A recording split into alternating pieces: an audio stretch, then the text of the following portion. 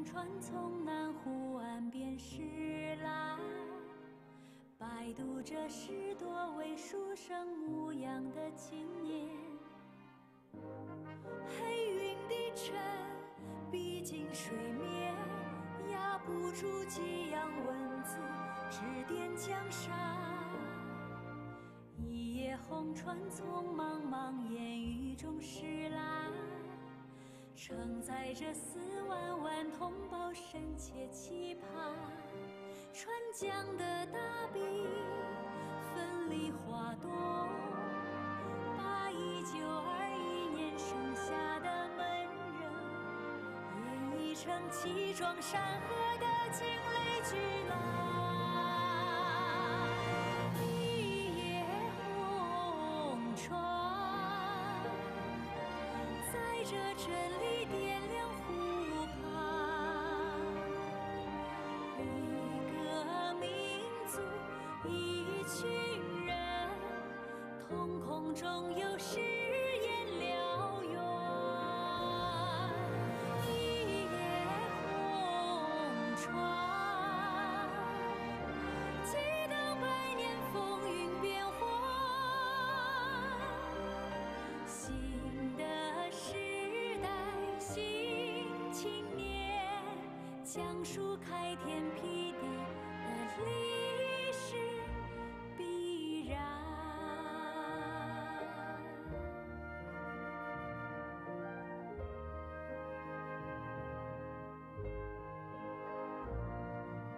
一叶红船从茫茫烟雨中驶来，承载着4万万同胞深切期盼。川江的大笔奋力划动，把1921年生下的门人演绎成气壮山河的惊雷巨浪。一叶红船载着真理点亮湖畔，一个民族，一群人，瞳孔中有誓言燎原。一叶红船，激荡百年风云变幻。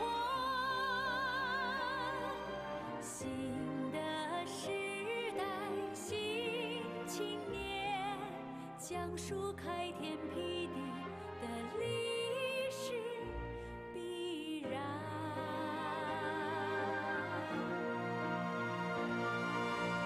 一叶红船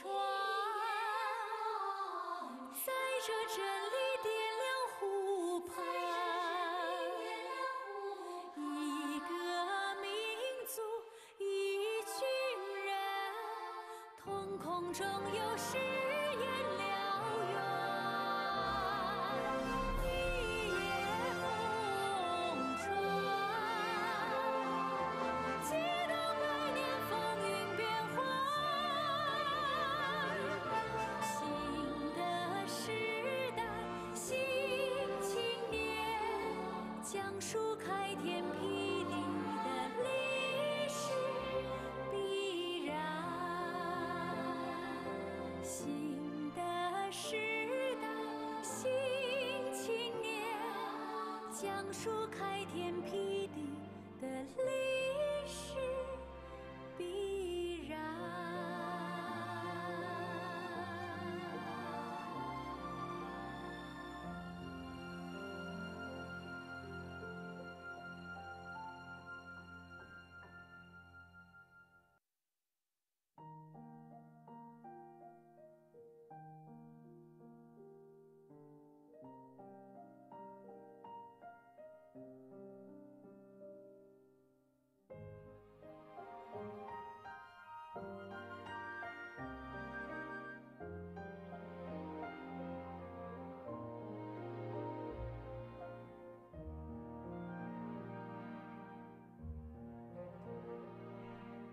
一叶红船从南湖岸边驶来，摆摆渡着10多位书生模样的青年。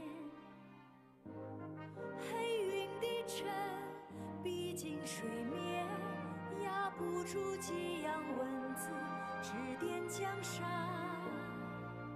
一叶红船从茫茫烟雨中驶来，承载着4万万同胞深切期盼。川江的大笔奋力划动，把1921年生下的门人演绎成气壮山河的惊雷巨浪。一叶红船载着真理点亮湖畔，一个民族一群人，瞳孔中有誓言燎原。一叶红船激荡百年风云变幻，新的时代新青年，讲述开天辟地的历史必然。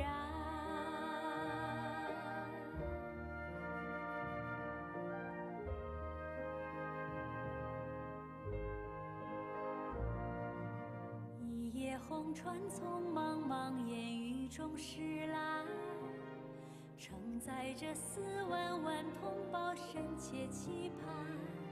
川江的大笔奋力划动，把1921年生下的门人演绎成气壮山河的惊雷巨浪。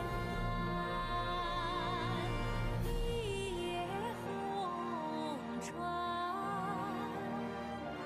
载着真理点亮湖畔，一个民族一群人，瞳孔中有誓言燎原。一叶红船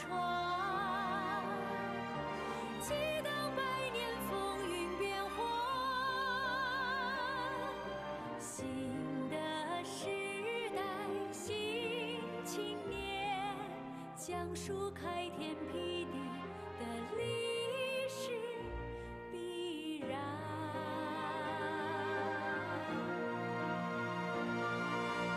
一叶红船载着真理点亮湖畔，一个民族一群人，瞳孔中有誓言燎原。一叶红船激荡百年风云变幻，新的时代新青年，讲述开天辟地的历史必然。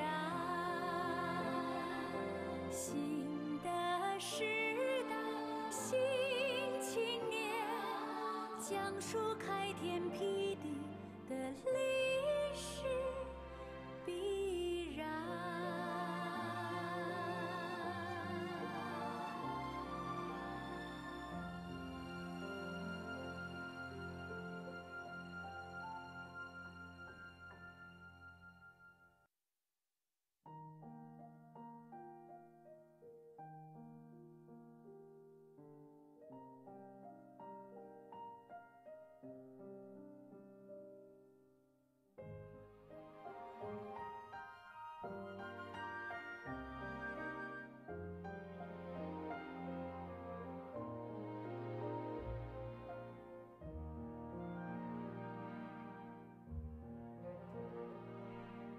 一叶红船从南湖岸边驶来，摆渡着10多位书生模样的青年。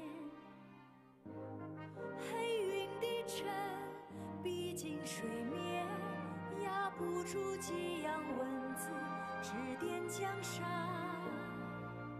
一叶红船从茫茫烟雨中驶来，承载着4万万同胞深切期盼。川江的大笔奋力划动，把1921年生下的门人演绎成气壮山河的惊雷巨浪。一叶红船载着真理点亮湖畔，一个民族一群人，瞳孔中有誓言燎原。一叶红船激荡百年风云变幻，新的时代新青年，讲述开天辟地的历史必然。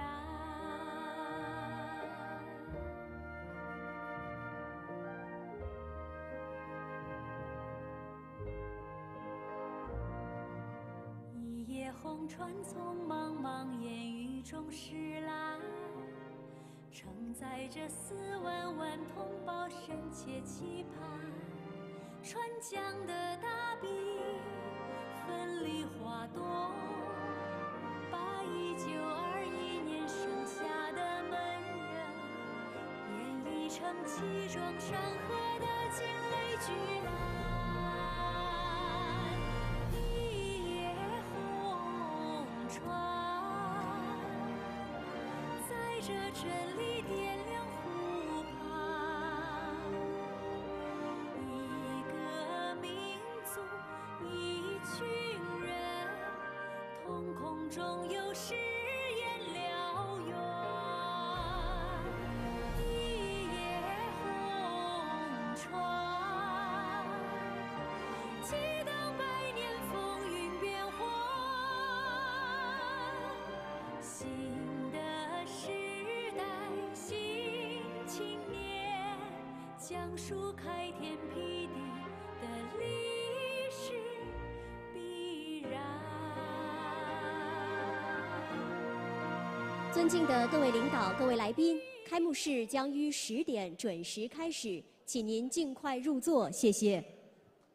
Ladies and gentlemen, the opening ceremony will begin at 10 a.m. Please be seated. Thank you. 本次会议提供英语和普通话同声传译，每位嘉宾的桌上都有耳机设备，请您自行选择语言频道。有需要的可向工作人员求助。 Our symposium provides simultaneous interpretation service in English and Chinese Mandarin. To listen to the interpretations, please turn on the device on your table and select the channel of your language. If you have any questions, please feel free to ask your staff for assistance. 新的时代新青年，讲述开天辟地的历史必然。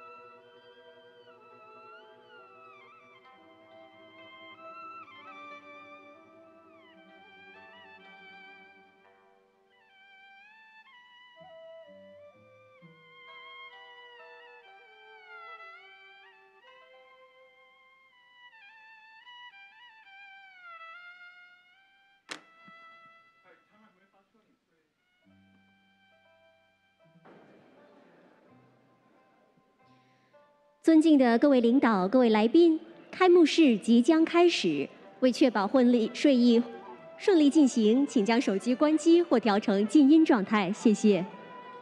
Ladies and gentlemen, distinguished guests, we are about to start the opening ceremony shortly. To ensure the meeting runs smoothly and you have the best experience, please turn off your mobile phones or set them to silent mode. Thank you very much for your cooperation.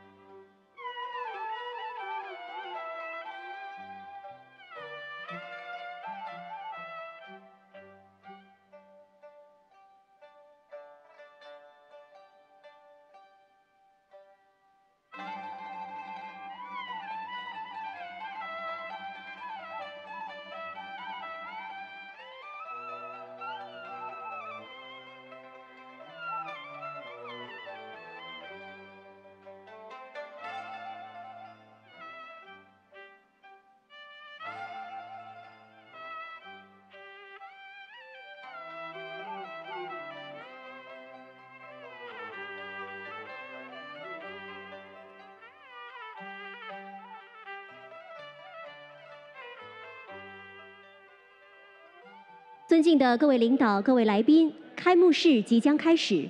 为确保会议顺利进行，请将手机关机或调成静音状态，谢谢。Ladies and gentlemen, we are about to start the opening ceremony shortly. To ensure the meeting runs smoothly, please turn off your mobile phones or set them on silent mode. Thank you very much for your cooperation.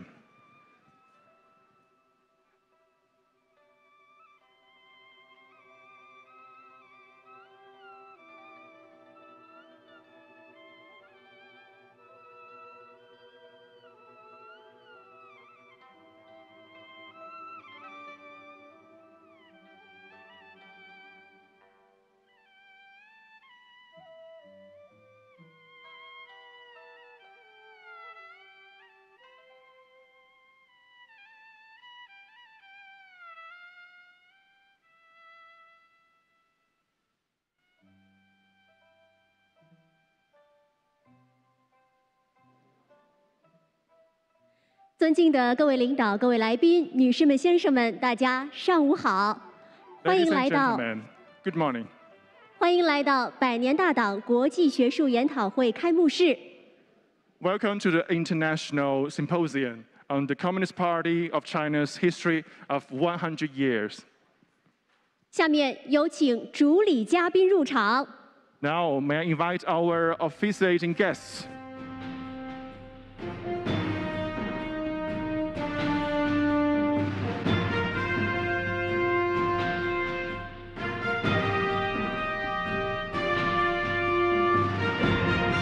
各位，请就座，谢谢。Please be seated. 各位，让我们以热烈掌声对嘉宾们的到来表示欢迎。Ladies and gentlemen, please join me to extend a very warm welcome to our guests. 欢迎各位。首先要进行亮灯仪式，有请以下主礼嘉宾移步到舞台上。First of all, may we please invite our guests onto the stage to commence the lighting ceremony. 有请香港特区行政长官林郑月娥女士。Mrs. Carrie Lam, Chief Executive, Hong Kong SAR. 中央政府驻港联络办副主任谭铁牛先生， Mr. Tan Tianniu, Deputy Director, Liaison Office of the Central People's Government in Hong Kong. 外交部驻港公署特派员刘光源先生， Mr. Liu Guangyuan, Commissioner, Office of the Commissioner of the Ministry of Foreign Affairs of People's Republic of China in Hong Kong. 中国人民解放军驻香港部队政委蔡永忠先生， Mr. Cai Yongzhong, Political Commissar, the People's Liberation Army, Hong Kong Garrison. 紫金文化集团董事长毛超峰先生， Mr. Mao Chaofeng, Chairman, Bauhinia Culture Group Company Limited. 香港中资银行业协会会长孙玉先生， Mr. Sun Yu, Chairman, Chinese Banking Association of Hong Kong. 招商局集团董事王崔军先生， Mr. Wang Cuijun, Director, China Merchants Group Limited. 中国光大集团有限公司班子成员陈林龙先生， Mr. Chen Linlong, Member of the Executive Committee of China Everbright Holdings Company Limited. 好，麻烦各位主礼嘉宾先看向前方，我们合影留念。 It's time to take a very nice photo. 好，谢谢各位。好的，谢谢。那么下面就进入我们的亮灯仪式，有请主礼嘉宾一同为百年大党国际学术研讨会亮灯。请主礼嘉宾将右手放在横杆的上面。等一下，我们将用口号3、2、1一起倒数来推动你们面前的这个推杆。准备好了吗？我们一起来吧。3、2、1，推！谢谢各位，让我们再次望向前方的摄影师合影，留下这难忘的瞬间。 This is a perfect photo opportunity for our photographers. Thank you very much. 好，谢谢各位主礼嘉宾，请移步就座，谢谢。 Thank you. Please be seated.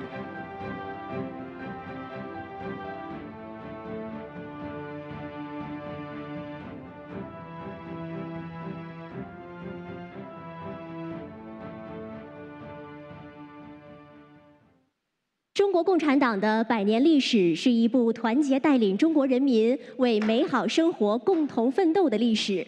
下面我们将会播放一部由新华社和紫荆杂志社共同拍摄的短片。这部短片将会简要地讲述中国共产党的100年峥嵘岁月，同时也会展现世界各国政党高层如何评价中国共产党的历史成就。 This year is the 100th anniversary of the Communist Party of China. A history of 100 years has witnessed the Communist Party of China uniting the Chinese people and leading them to strive for a better life. And now we will play a short video co-produced by Xinhua News Agency and the Bauhinia magazine. Let's briefly review the journey of the Communist Party of China and see how other senior political members, party members of other countries to view the history and achievements of the party. 好，让我们请看大屏幕。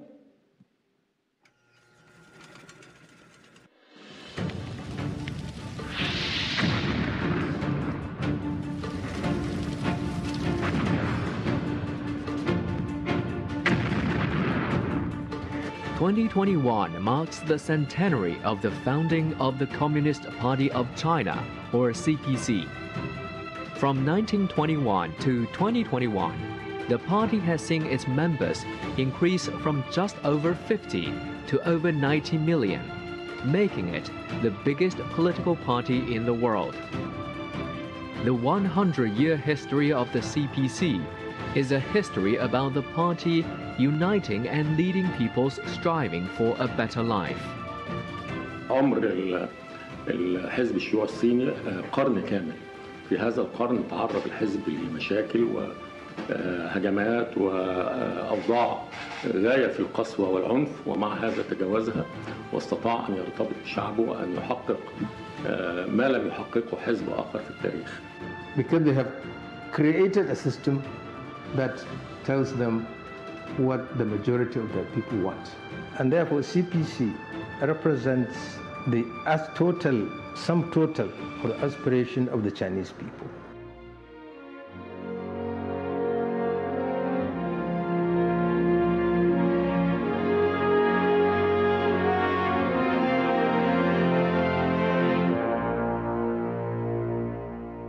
of the secrets, I think, is the reform agenda that CPC has come up with over the last 50 years. I think that issue of framing the problem and creating an understanding and common vision on the problem and pooling all the resources and capabilities in such a way that these problems can be solved is one of the secrets behind this achievement. The second secret I see is the great attention that the Chinese government and the CPC have given for science, technology, and innovation.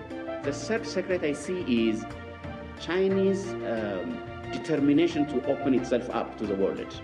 So the opening up strategy has benefited not only the Chinese people, but also the global economy. According to a Harvard University survey released in July 2020, support rate of the CPC among the Chinese people reached over 90%. Self-discipline and self-reform have been the gene of the CPC since its founding a century ago.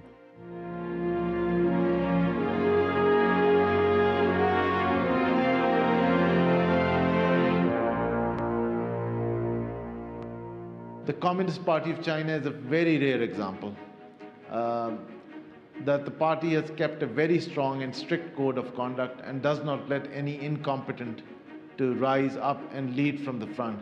Seeing all these things, the people of China believe in the leadership of the CPC, and the belief of the people then encourages the party to do more. You have to give credit to the Communist Party of China for having managed to steer the country in a disciplined manner, in a focused manner, that has enabled them to achieve what one can genuinely call the Chinese miracle. When the COVID-19 epidemic was intertwined with profound changes unseen in a century, the Communist Party of China has always put the people first in the fight against the epidemic and poverty.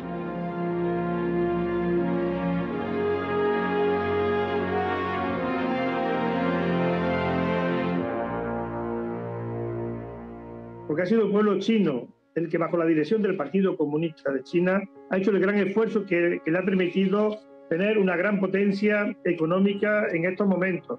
El Partido Comunista de China se ha mostrado dinámico en estos 100 años porque siempre ha estado ligado al pueblo. Siempre ha sido el partido del pueblo. Успех китайского чуда в борьбе с нищетой, в борьбе с бедностью, он является, как я уже до этого говорил, примером для всего мира, всего человечества, потому что они показали, что есть такая возможность построить именно справедливое общество, что позволяет государству использовать тот капитал, накопленный за счет именно такого руководства, да, для социальных нужд. Under the CPC leadership over the course of several decades, the once impoverished country has emerged as the world's second largest economy and built a well-off society with the world's largest middle-income population. That stands out in the whole history of the CPC. It's a party that was emerged from the people, was created by the people, and has always sought to stay close to the people. 赢得人民信任，得到人民支持，党就能克服任何困难，就能够无往而不胜。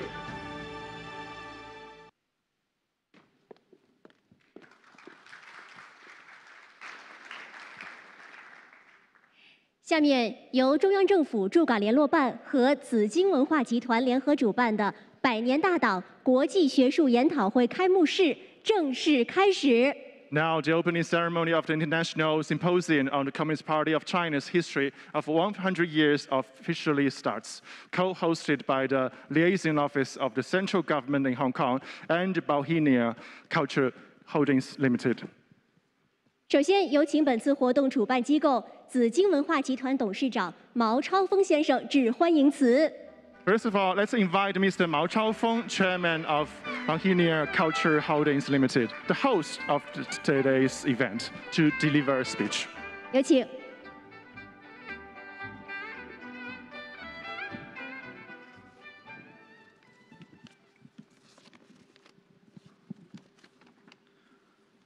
尊敬的林郑月娥行政 Dear Chief Executive Carrie Lam, Deputy Director Tan Tianyou, Commissioner Liu Guangyuan, and Political Commissar Cai Yongzhong, distinguished guests and friends, good morning.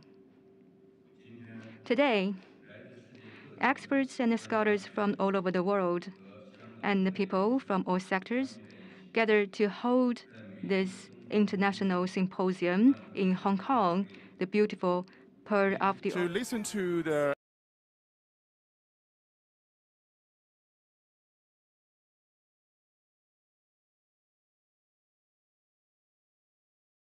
向与会的专家学者、嘉宾和朋友们表示热烈的欢迎和衷心的感谢。100年前，中国共产党成立这一开天辟地的大事件，深刻改变了近代以来中华民族发展的方向和进程，深刻改变了中国人民和中华民族的前途和命运，深刻改变了世界发展的趋势和格局。我们举办此次研讨会，就是旨在探讨中国共产党在一个拥有14亿多人口的大国治国理政的成功经验。中国共产党是为中国人民谋幸福、为中华民族谋复兴的政党，也是致力于人类的进步事业的政党。中国共产党的成功，不仅对中国人民、中华民族具有重大的意义，而且具有世界意义。中国共产党的国家治理经验，为发展中国家治理提供了中国智慧。中国走和平发展的道路，为维护世界和平提供了中国力量。中国推动构建人类命运共同体，为全球治理提供了中国方案。正如英国的著名学者马丁·雅克先生曾经指出的，中国提供了一种新的可能，开辟了一条合作共赢、共建共享的文明发展新道路。这是前无古人的伟大创举，也是改变世界的伟大创造。我们举办此次研讨会，就是旨在展望在中国共产党领导下香港一国两制的美好前景。中国共产党是一国两制方针的创立者、领导者、践行者和维护者。一国两制在香港已经探索和实践多年，期间无论是顺利还是波折，中国共产党都始终维护香港的繁荣发展和稳定，致力于推动一国两制行稳致远。正如英国前首相撒切尔夫人的外交政策顾问查尔斯·鲍威尔所言，一国两制以一种优雅的方式解决了难题，也是一种长期的解决方案。这既是中国的创举，也是香港之幸。展望未来，我们可以自信地说，香港的明天一定会更美好。女士们、先生们、朋友们，我们的会议一经发出邀请，迅速得到了国际学界的积极响应。来自美国、英国、法国、俄罗斯、德国、日本、澳大利亚、马来西亚以及中国香港等不同国家和地区的国际知名专家学者纷纷应邀参加。研讨主题涉及政治、经济、法律、文化等多个领域，对中国共产党的100年历程进行多视角的分析和解读。希望今天与会的专家学者在研讨会的演讲和圆桌论坛上的发言能够畅所欲言，各抒己见，坦诚交流。我相信各位专家学者的独到见解，可以让越来越多的朋友对中国共产党有更多、更深、更加清晰的认识与理解，进而让更多的人了解一个真实、立体、全面的中国。女士们、先生们、朋友们，中国共产党已经走过了100年历程，正展现出蓬勃生机和活力。中国共产党在中国执政实践的成功，为构建人类命运共同体做出了贡献。相信一个开放、自信的100年大党，将带领中国人民为人类进步事业做出新的更大贡献。最后，祝100年大党国际学术研讨会圆满成功，谢谢大家。谢谢毛朝凤先生，请就座，谢谢。Thank you, Mr. Mao Chaofeng. 下面有请香港特区行政长官林郑月娥女士致辞。Now please invite Mrs. Carrie Lam, Chief Executive of the Hong Kong HKSAR, to deliver a speech. Welcome.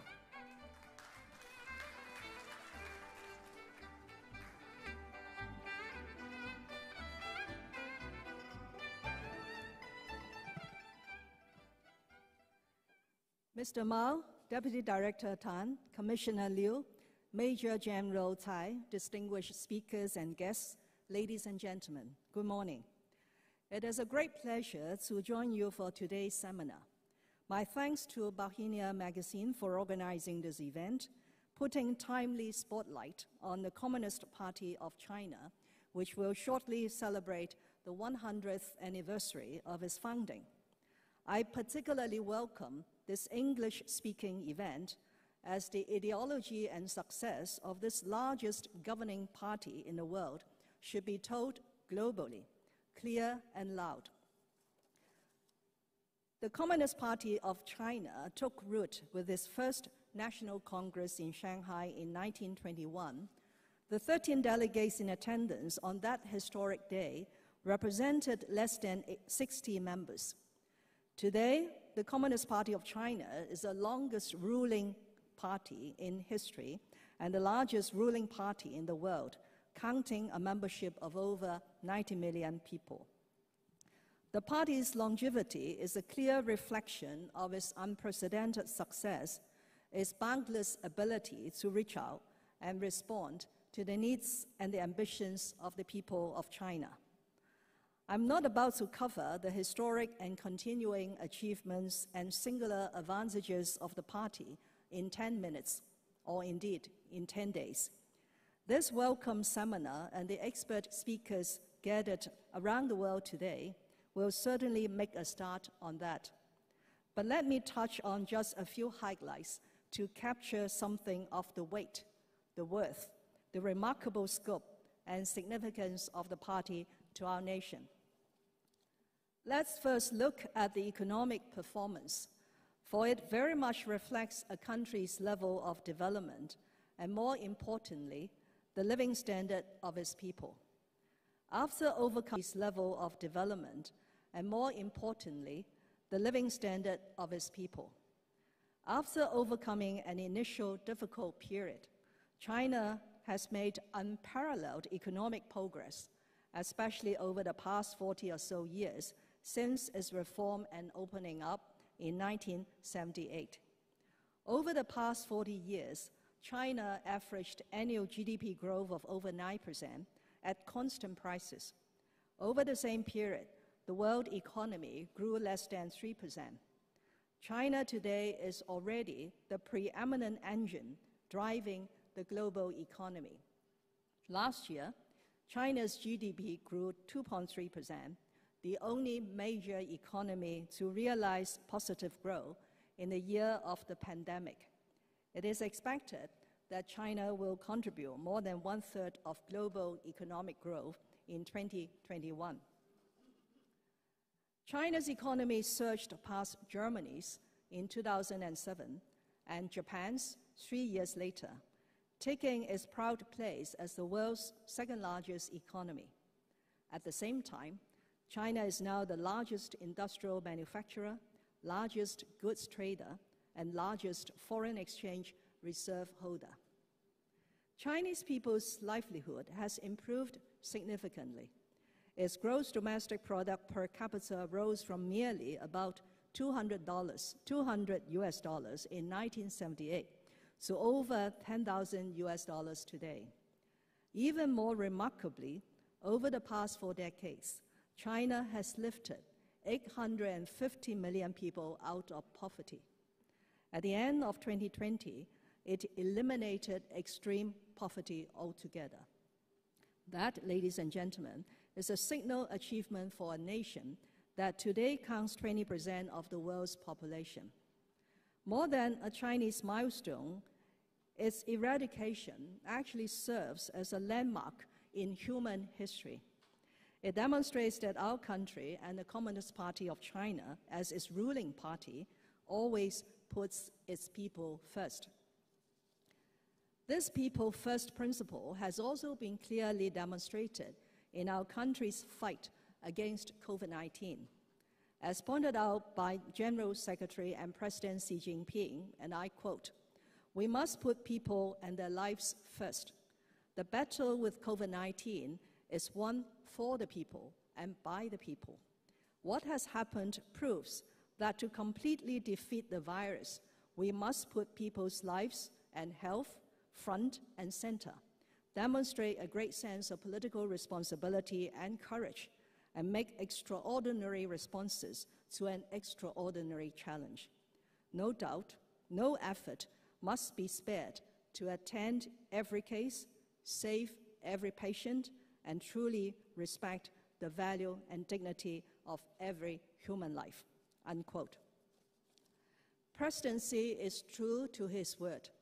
Like all countries in the world, China has been hard hit by COVID-19, with the virus costing thousands of lives, challenging the health system, and calling a halt to social and economic activities. In the face of this unprecedented challenge, the Communist Party of China has shown great leadership and determination and taken resolute actions to combat the pandemic. The results are there for all to see. The number of infections has been minimized, and China is the first major economy in the world to put the pandemic under control and allow normality to very much resume. Our country's actions are not only for the benefits of its own people, but also for the world. The stringent actions taken by China at an early stage of the pandemic have brought valuable time for the world to make preparations. China has also mounted a massive global humanitarian operation during the pandemic, providing free vaccines and medical supplies to developing countries in need. Our nation's response to COVID-19, as well as its many achievements over the many decades, speak of the unique advantages enjoyed by the country under the ruling of the CPC. Such unique advantages include extraordinary capability in organizing and mobilization, in planning and coordination, as well as in implementation. Under the leadership of the CPC, China managed to make quick decisions and mobilize all forces in the fight against the pandemic. Medical teams and equipment from different provinces were swiftly gathered to provide support to places suffering from outbreaks. People from all walks of life proactively joined the fight and made their contributions. Medical staff in public hospitals worked days and nights to care for the patients, while grassroots organizations and personnel provided support to tens of thousands of people during lockdowns. Perhaps the most impressive of all, large-scale temporary hospitals were put up within days to care for the patients. During the outbreak in Wuhan, the Huochengshan Hospital and the Leishanshan Hospital were put up in 10 and 12 days, respectively. The unique advantages of China are also clear in infrastructure construction. China's first high-speed railway, the Beijing-Tianjin line, opened in 2008. By the end of 2020, China's high-speed railway tracks already stretched for 38,000 kilometers, doubling the figure in just 5 years' time. No other nation in the world can claim a domestic railway of such size of significance. This is what people called the speed of China, made possible under the leadership of the Communist Party of China. As an inseparable part of the People's Republic of China, Hong Kong Special Administrative Region has benefited hugely from the country. The country provides a safe haven for Hong Kong in times of turmoil and giving us a shot in the arm when needed. For example, it has rendered support for Hong Kong to ride out and overcome the serious threats to our financial stability posed by the 1997 Asian financial crisis. The life and health risks and economic recession caused by the 2003 SARS outbreak, the negative impact of the 2008 global financial tsunami, and more recently, the COVID-19 pandemic. In addition, the country always embraces Hong Kong in its overall development, as evident by the important roles given to Hong Kong in major national strategies, such as the Belt and Road Initiative, the Guangdong, Hong Kong, Macau Greater Bay Area, as well as in the recently approved 14th Five-Year Plan of the nation. But the most important of all, the central government and the Communist Party of China have always been committed to the thorough implementation of this great concept of one country, two systems. Put forth by Mr. Deng Xiaoping, the great concept not only successfully resolved the issues left over by history, making it possible for Hong Kong to return to the embrace of our motherland, but also ensured the prosperity and stability of Hong Kong. Over the past 2 years, when Hong Kong faced unprecedented challenges, the central government and the Communist Party of China have stayed true to the original intention of one country, two systems, and always acted in accordance with the Constitution and the Basic Law. The implementation of the national security law since June 30th last year has effectively restored stability in the Hong Kong society, while the recent improvements to the electoral system of the Hong Kong Special Administrative Region will ensure patriots administering Hong Kong. These two key initiatives fully demonstrate the central government's and the Communist Party's unwavering determination in upholding one country, two systems, and they will go a long way towards ensuring the long-term prosperity and stability of Hong Kong. Ladies and gentlemen, history has told us that the Communist Party of China has been able to lead the country to overcome difficulties and challenges, bring prosperity to the country, and improve people's livelihood. As our country continues to make strides towards the Chinese dream of national rejuvenation, there will be more challenges in the future, but they too will be overwhelmingly met, managed, and surmounted by the Communist Party of China and the people of China. Now that Hong Kong has been put back on its right track under the party's declared institutional strength of one country, two systems, we should make our contribution to the Chinese dream by embracing patriotism, national pride, team spirit, and hard work, and putting people's interest first. I wish this seminar every success. Thank you very much. 谢谢行政长官，请就座，谢谢。 Thank you very much, Chief Executive Carrie Lam. 下面有请中央政府驻港联络办副主任谭铁牛先生致辞。 Now let's invite Mr. Tan Tianniu, Deputy Director of the Liaison Office of the Central Government in Hong Kong, to deliver a speech. Welcome.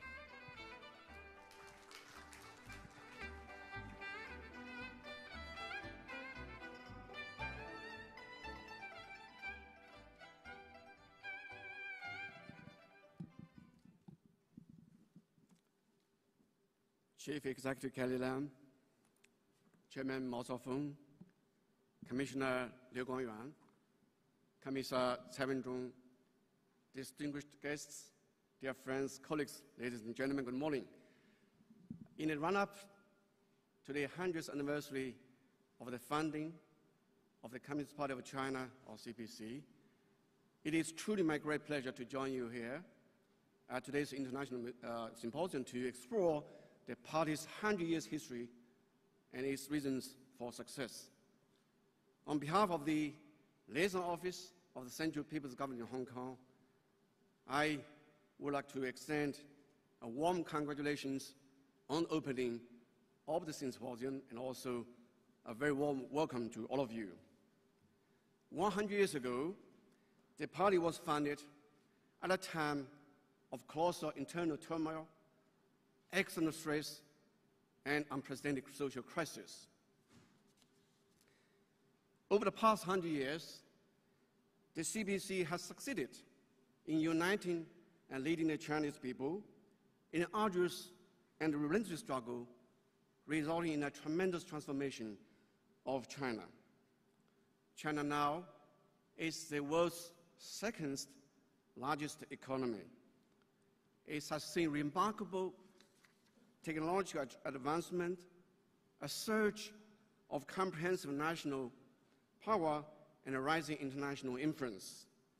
Many may wonder, why has the CPC been able to achieve such great successes?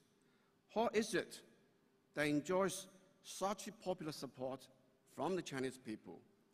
What makes the CPC work in China? The answer, I think, can be found in the centennial history of the party. The CPC is persistent in pursuing lofty ideals. General Secretary Xi Jinping has stressed many times that the original aspiration and mission of the Chinese communists is to seek happiness for the Chinese people and rejuvenation for the Chinese nation. This has been the fundamental driving force that has inspired the Chinese communists to strive forward. Over the past 100 years, the Chinese nation, under the leadership of the CPC, has made steady progress towards prosperity and strength. Once impoverished and weak, the Chinese nation has emerged from obscurity to take its position under the spotlight on the world stage. Faced with profound changes posed by unilateralism, protectionism, and hegemonism, the CPC has put forward the vision of building a community of shared future for mankind, promoted international cooperation via the Belt and Road Initiative, and endeavored to foster a new type of international relations based on mutual respect, fairness, justice, and win-win cooperation. To contain the raging COVID-19 pandemic, China has taken the lead in pledging to make vaccines a global public good and has provided assistance to more than 80 countries and international organizations. History bears witness to the fact that by adhering to its lofty ideas and waging relentless struggles, the CPC has successfully led the Chinese people in pulling off the twin miracles, that is, rapid economic development and lasting social stability, contributing at the same time China's wisdom and perspective towards resolving the problems facing mankind. The CPC is persistent in seeking truth from facts. General Secretary Xi Jinping observed that all our past achievements were based on seeking truth from facts. The centennial history of the CPC is one of leading the people to understand, transform, build, and develop China in a down-to-earth manner. During the course of its history, the CPC has been faced with a raft of theoretical and practical questions, such as what is socialism and how to build it, what kind of party to build and how to build it, what kind of achievement to achieve and how to achieve it. To find answers to all these important questions, the CPC has always adapted the basic principles of Marxism to fit China's reality, rejected ideological and theoretical stasis, and kept moving ahead in sync with times. According to popular wisdom, only the wearer can tell where and whether the shoe pinches. Similarly, the CPC is committed to a development path that suits China's national conditions, refusing to be confined to the beaten tracks or simply to copy from others. History and practice have proved that a development path works best only when in accord with the grounded reality. The CPC is persistent in its people-oriented philosophy. General Secretary Xi Jinping has stressed that the people's aspiration for a better life is our striving goal. The CPC comes from the people, has its roots in the people, and make it a fundamental purpose to wholeheartedly serve the people. Over the past 100 years, the CPC has led the Chinese people in striving for national independence and rejuvenation, a cause that was being pursued for the people and by the people. Since its reform and opening up, 770 million rural residents in China have been lifted out of poverty. According to World Bank's International Poverty Standard, China has accounted for more than 70% of global poverty reduction during the same period of time. One who wholeheartedly serves the people is surely to be loved by the people. A role released last July, which was mentioned also by the video you saw early on, by Harvard University Kennedy School of Government, found that Chinese people's satisfaction with the central government and also the CPC reached 93%. This is the Chinese people's loftiest tribute to the CPC. Thanks to the party's people-centered philosophy, the party has been able to muster the widest support from the people to achieve the most extraordinary success and wins the hearts and minds of the Chinese people. The CPC is persistent in carrying out self-reforms. General Secretary Xi Jinping has pointed out many times that the greatness of the CPC lies not in that it never makes mistakes, but that it never conceals its shortcomings, has the courage to face up to problems, to carry out self-reforms, and has a strong ability to correct itself. Throughout its centennial history, the CPC has always adhered to its fine tradition of courage and courageous self-reflection, and has kept purifying, perfecting, reforming, and improving itself. Since its 18th National Congress, the CPC Central Committee has stepped up its effort to comprehensively govern the party with even strict disciplines.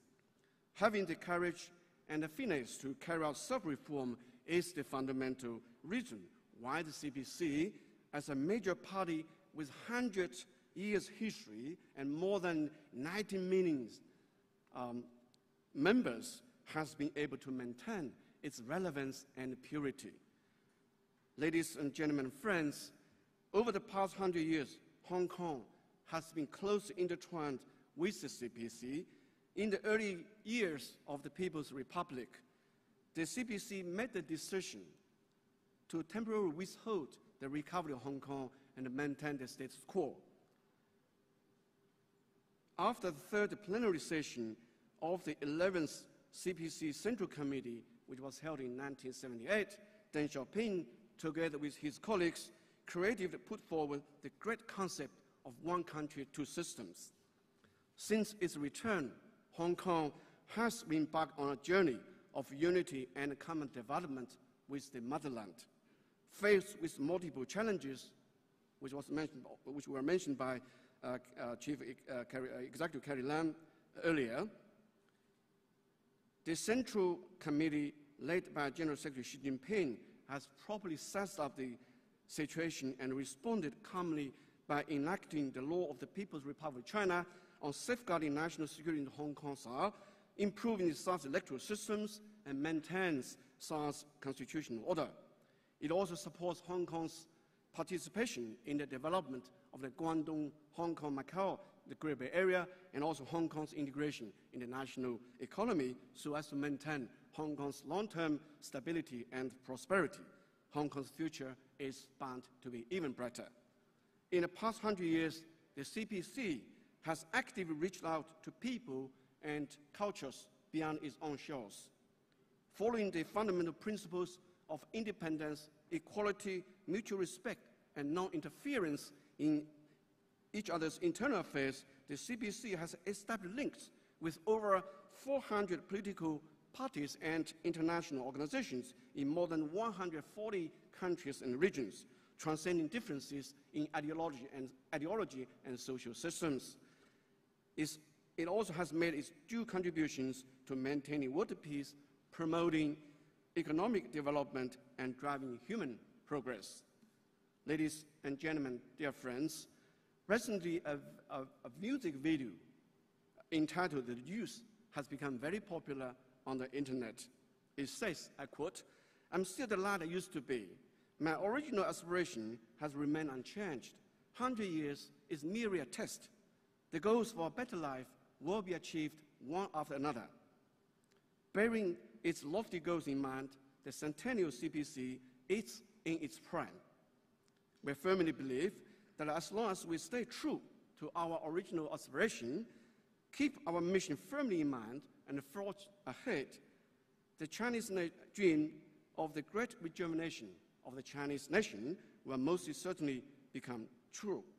An open and confident CPC will definitely be able to contribute to a better world in united efforts with nations across the world. Finally, I do wish today's symposium a great success, and you all enjoy the event. Thank you very much. Thank you， 谢谢谭铁牛副主任，请就座，谢谢。Thank you very much, Mr. Tan Tianniu. 下面有请外交部驻港公署特派员刘光源先生致辞。Now let's invite Mr. Liu Guangyuan, Commissioner of the Office of the Foreign Ministry in Hong Kong, to deliver a speech. Welcome.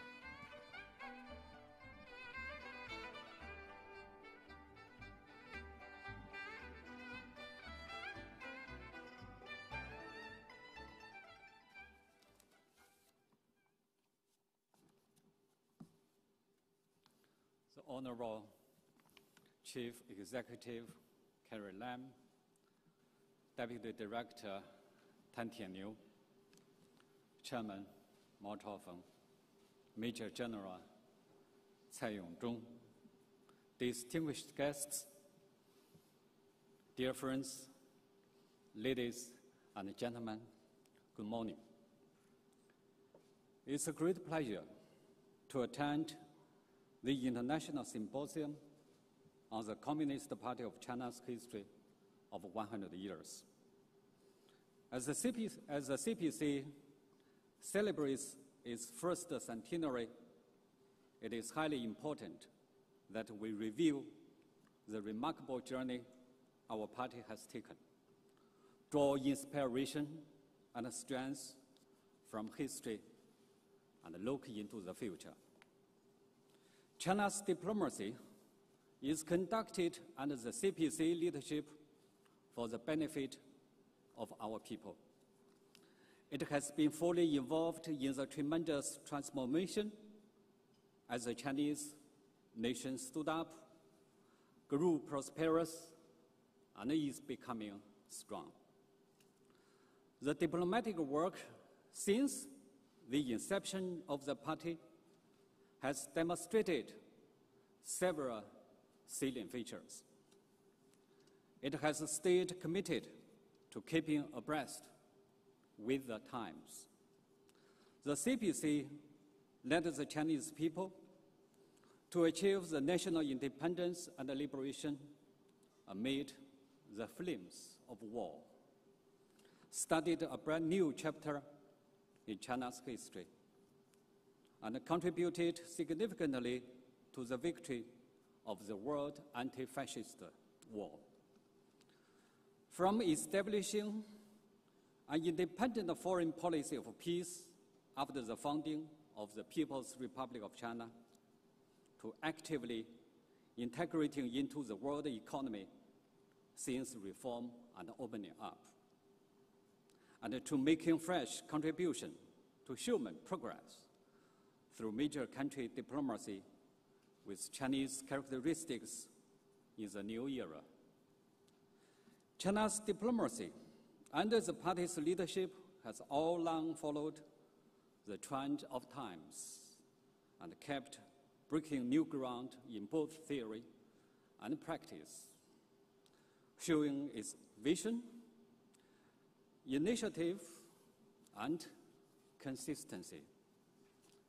It has stayed committed to putting people first. The mission of the CPC is to seek happiness for the Chinese people and rejuvenation for the Chinese nation. Accordingly, China's diplomacy is all about serving the people wholeheartedly and realizing, safeguarding, and developing the fundamental interests of the greatest majority of the Chinese people. In the face of COVID-19, a once-in-a-century pandemic, we have delivered health kits to Chinese overseas, launched spring sprout vaccine program, and prudently evacuated Chinese nationals, including Hong Kong compatriots, from hard-hit areas. All this speaks volumes about the people-centered principle of China's diplomacy. It has stayed committed to pursuing the common good for the world. The CPC is devoted not only to serving the well-being of the Chinese people, but also striving for the human progress.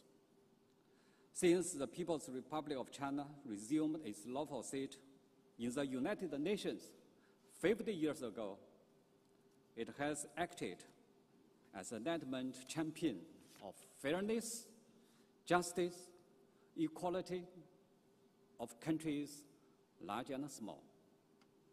Over the past 7 decades and more, China has provided aid to 166 countries and international organizations. It is also the second largest contributor to UN peacekeeping budget and the largest troop contributing country among the permanent members of the UN Security Council. The past century fully proves that the party's leadership is the biggest political advantage of China's diplomacy and a fundamental safeguard for the continued victory in China's diplomatic endeavors. Amid profound changes never seen in a century, China has embarked on a new journey of fully building a modern socialist country. Guided by Xi Jinping's thought on diplomacy, our major country diplomacy with Chinese characteristics in the new era will pursue the following goals.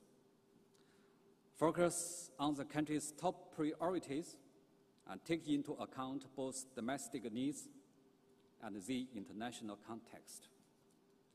We will work all out for national development and rejuvenation on the diplomatic front.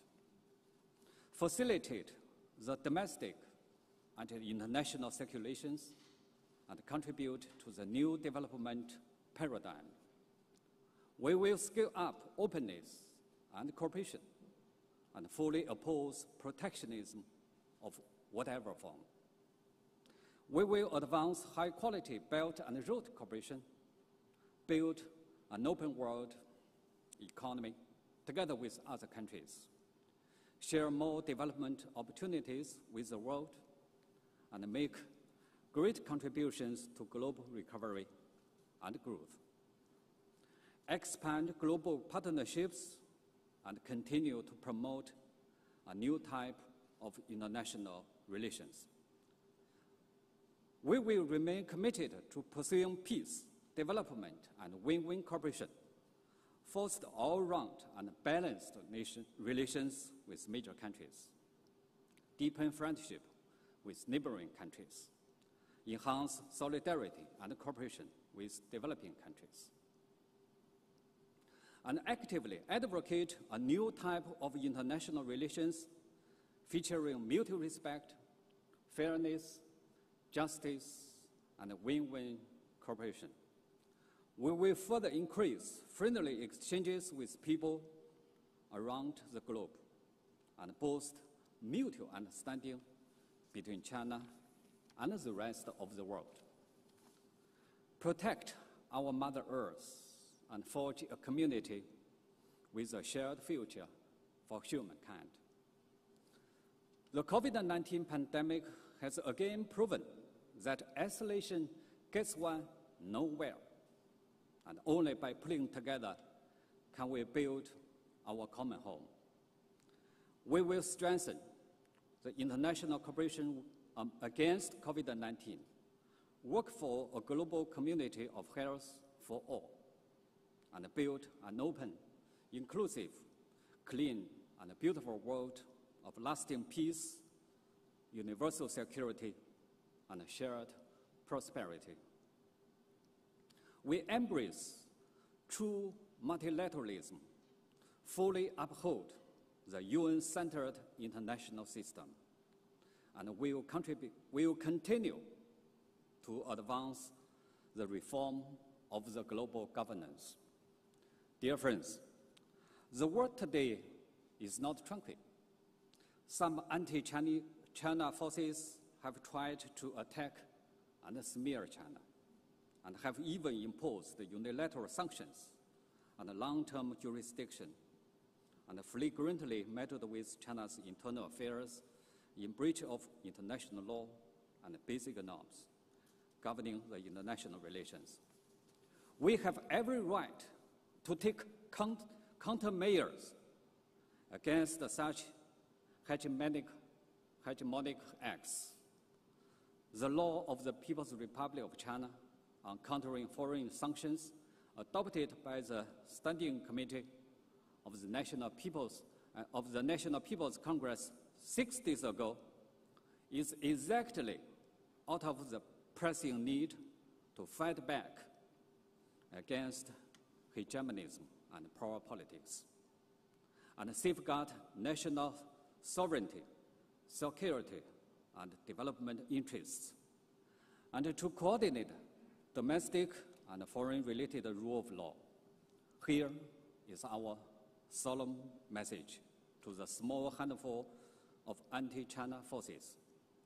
The dignity, the legitimate rights of the Chinese people are not to be undermined.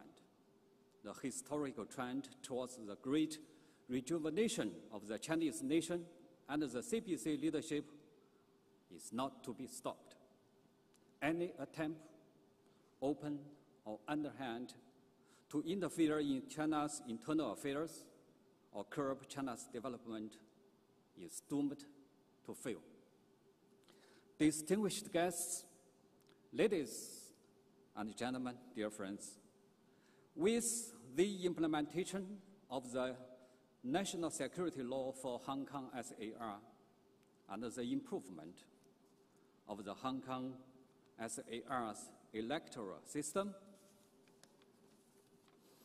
Hong Kong has gone through a major transformation from chaos to stability, and one country, two systems has entered another stage of enduring success. At the new historical juncture, the Commissioner's Office will draw wisdom and strength from CPC history of the past century, carry forward our party's spirit and tradition, and stay true to our founding mission as we forge ahead. We will more vigorously oppose external interference, serve Hong Kong SAR's development, and put people at the center, and join hands with Hong Kong community to take diplomatic work relating to Hong Kong to new heights. I wish this symposium a great success. Thank you.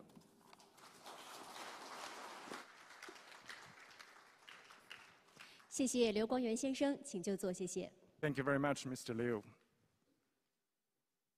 开幕式环节到此结束。行政长官因为有公务在身，需要先行离席。让我们再一次对各位主礼嘉宾的出席表示感谢。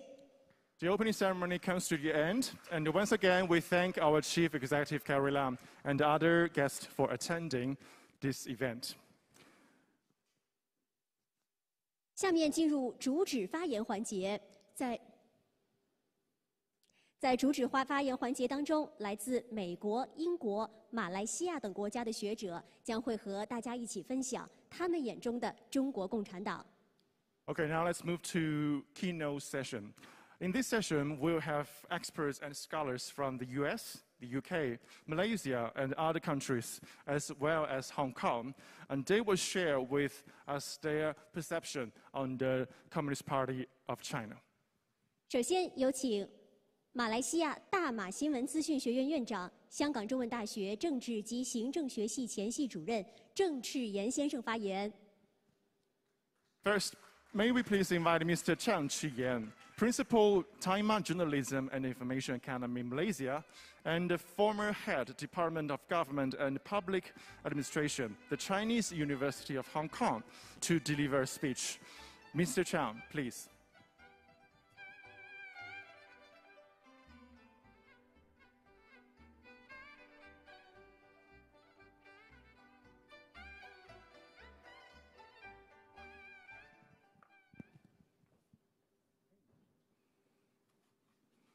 Good morning. 不好意思啊，我走后门。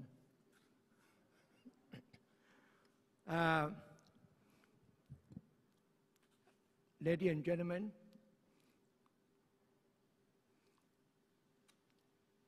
thank you for your coming and also be patient to listen to my talk. My topic is the Communist Party of China and One Nation, Two Systems of Hong Kong. First of all, I forgot to take.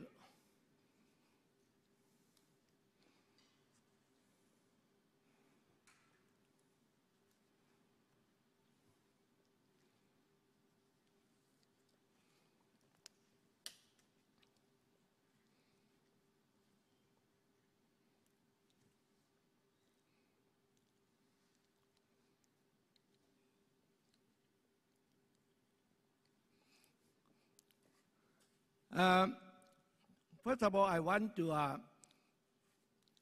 point out one nation and two systems and the major perspective.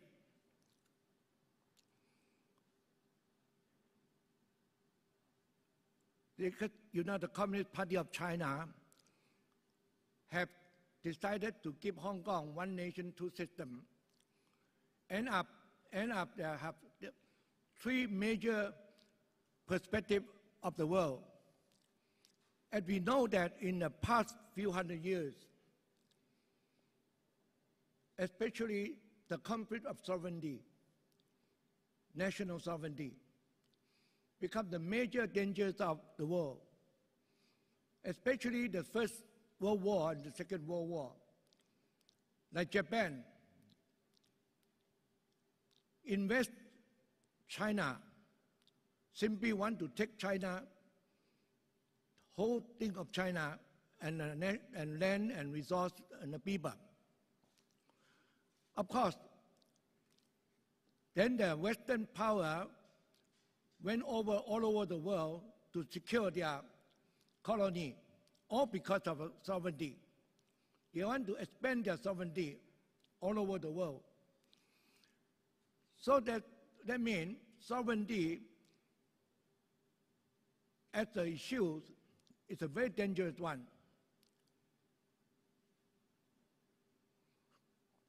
Okay, but now the Communist Party of China knew that very well. If China want to take back Hong Kong right after 1997, or even before, then the people who live in Hong Kong will be facing a terrible situation to adjust. Especially, you know, I have gone through the end of the colony of Malaysia and end of the colony of Singapore. You know, in Malaysia, I grew up in a confined, so-called strategic hamlet. 24 hours within 12 hours, more than 12 hours curfew, and the war within against the Communist Party of Malaya and the British. Not only that, the change of the sovereignty back to the local Malaysia become a major danger for all the people, especially the money. Overnight, the money can be useless. So in Singapore also have many problems. In Hong Kong, I was the first one who published a book, The Return of Sovereignty and the Future of Hong Kong. The book was published in 1982. I predict that in Hong Kong, the sovereignty back to China can happen a clash between US, UK and China. But end up Deng Xiaoping very openly told Thatcher, who met her in Beijing the first time, he said we can talk about the returning of the sovereignty peacefully through the diplomatic talk. And if you don't agree to go through the negotiation in the diplomatic talk, then there's no other way out. There will be another war after the Opium War. Of course, he said if you agree to talk about the returning of Hong Kong sovereignty, from now on, we can talk about it. So end up 15 years of bargaining. And China, of course, already put out the platform on the table.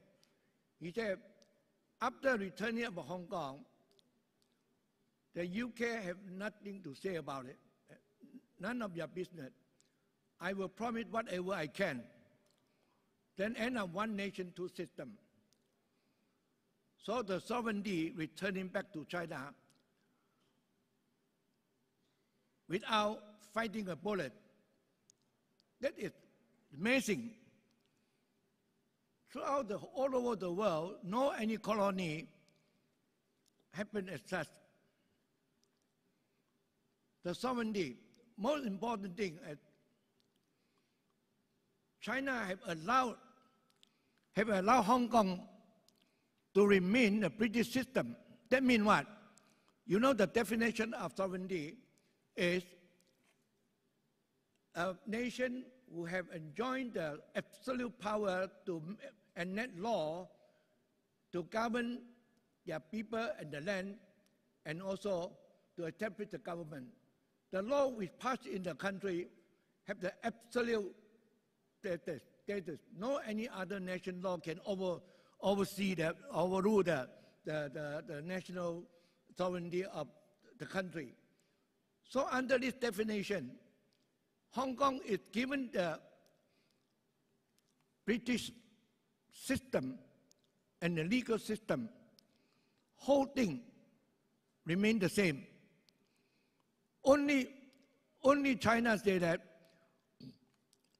there are two things that enacted in a mini constitution, article number 19, said only diplomacy and also military, national security.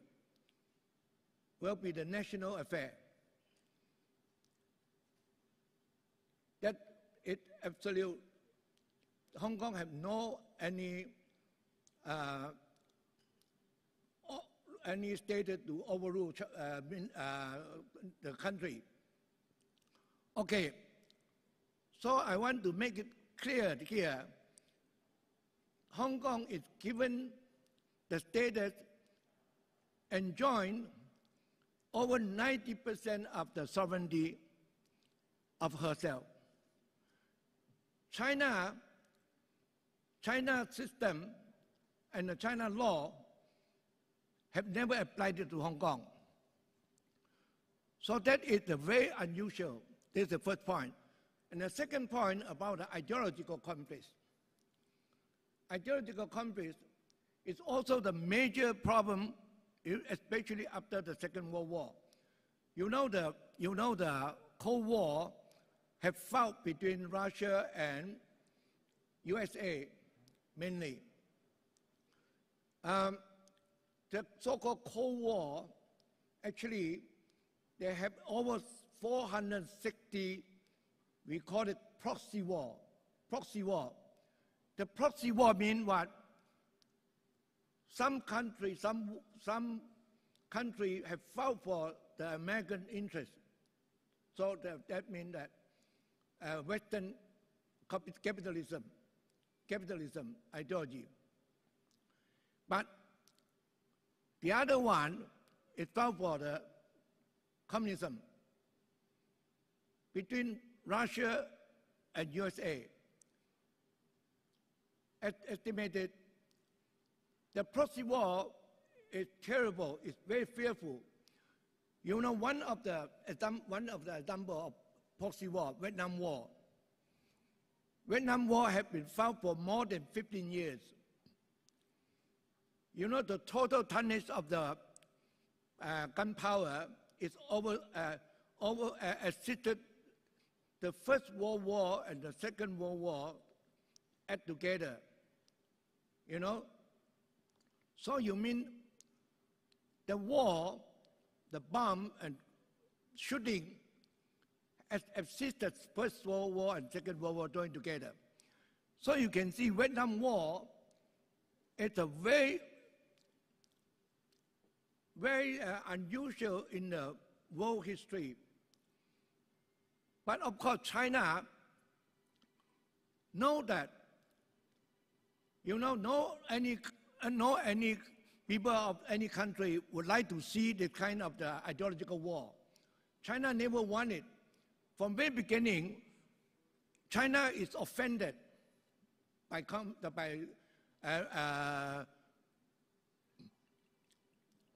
the Communist Party, the communism of China is offended by the capitalism of the Western power. China always wants to remain a peaceful relationship with them, but they can hardly accept and hardly listen. So that is the thing, the point we can see that. But China, when he get back Hong Kong, you see that when very important, Deng Xiaoping have been approached a question that, how about the Communist Party will come to rule Hong Kong? No. Totally no Communist Party of Hong Kong, no Communist Party in Hong Kong. So you can see, even Communist Party under the central leadership have totally allowed Hong Kong to be their own, ideologically speaking, capitalism. So this is another point, another very major world issue that never happened to any Western powers in the history. So China have making Hong Kong a good example to demonstrate that ideological conflict can be avoided. Ideological value can accommodate each other. Not necessarily, not definitely a war between them. So the second point.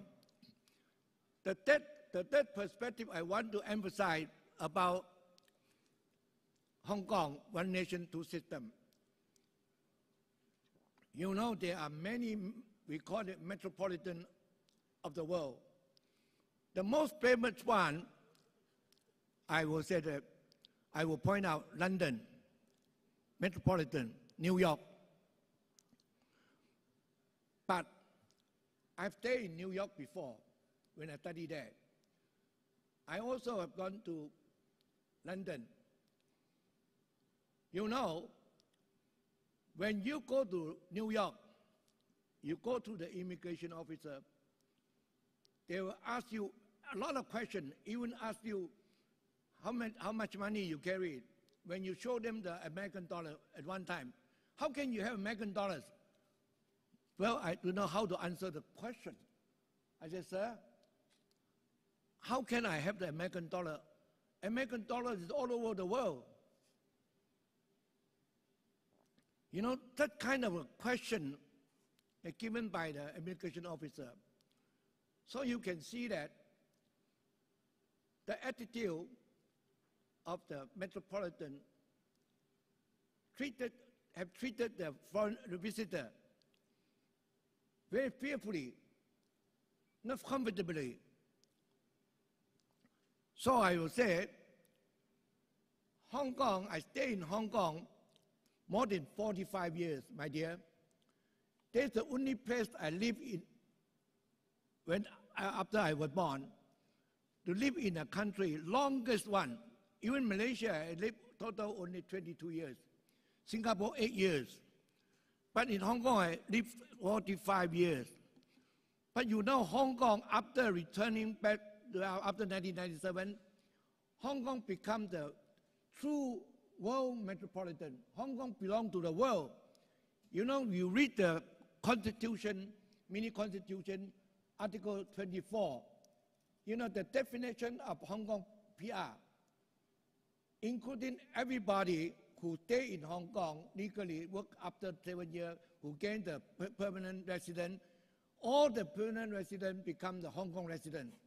Okay, now, Hong Kong residents enjoy even political right. You know the political right mean what? Election. You can be elected, you can be elected. So okay, you can see there is none of the metropolitan so-called open society, free society, democratic society, American New York, and British London, never open to the world. But Hong Kong open totally. You know that 1997, before 1997, Hong Kong was a colony. The British never have given the political right to Hong Kong people until the last minute, you know, so-called democratized Hong Kong. But China, after China took back Hong Kong, you know, slowly, steadily opened up. Of course, recently, because of the riot, so a little bit try to reform. But still, as a international and open, democratic, very free metropolitan, Hong Kong have never changed. Have never changed. So I can see, because of these 3 points, I want to emphasize the Communist Party of China divided in one nation, two systems.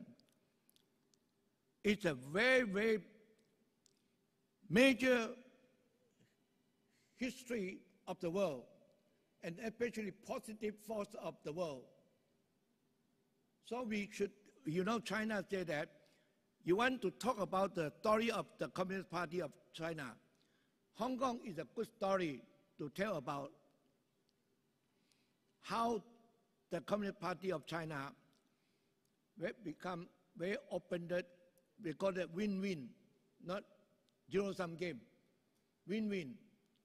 Okay, your interest is also my interest.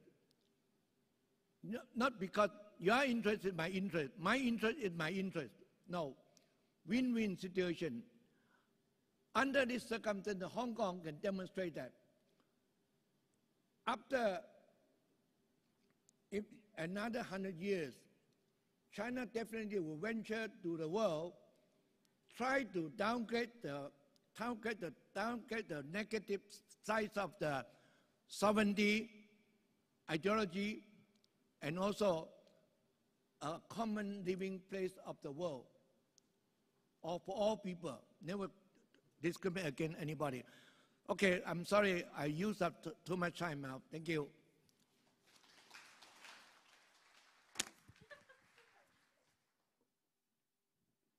非常感谢郑先生的发言 ，Thank you very much, Mr. Chen。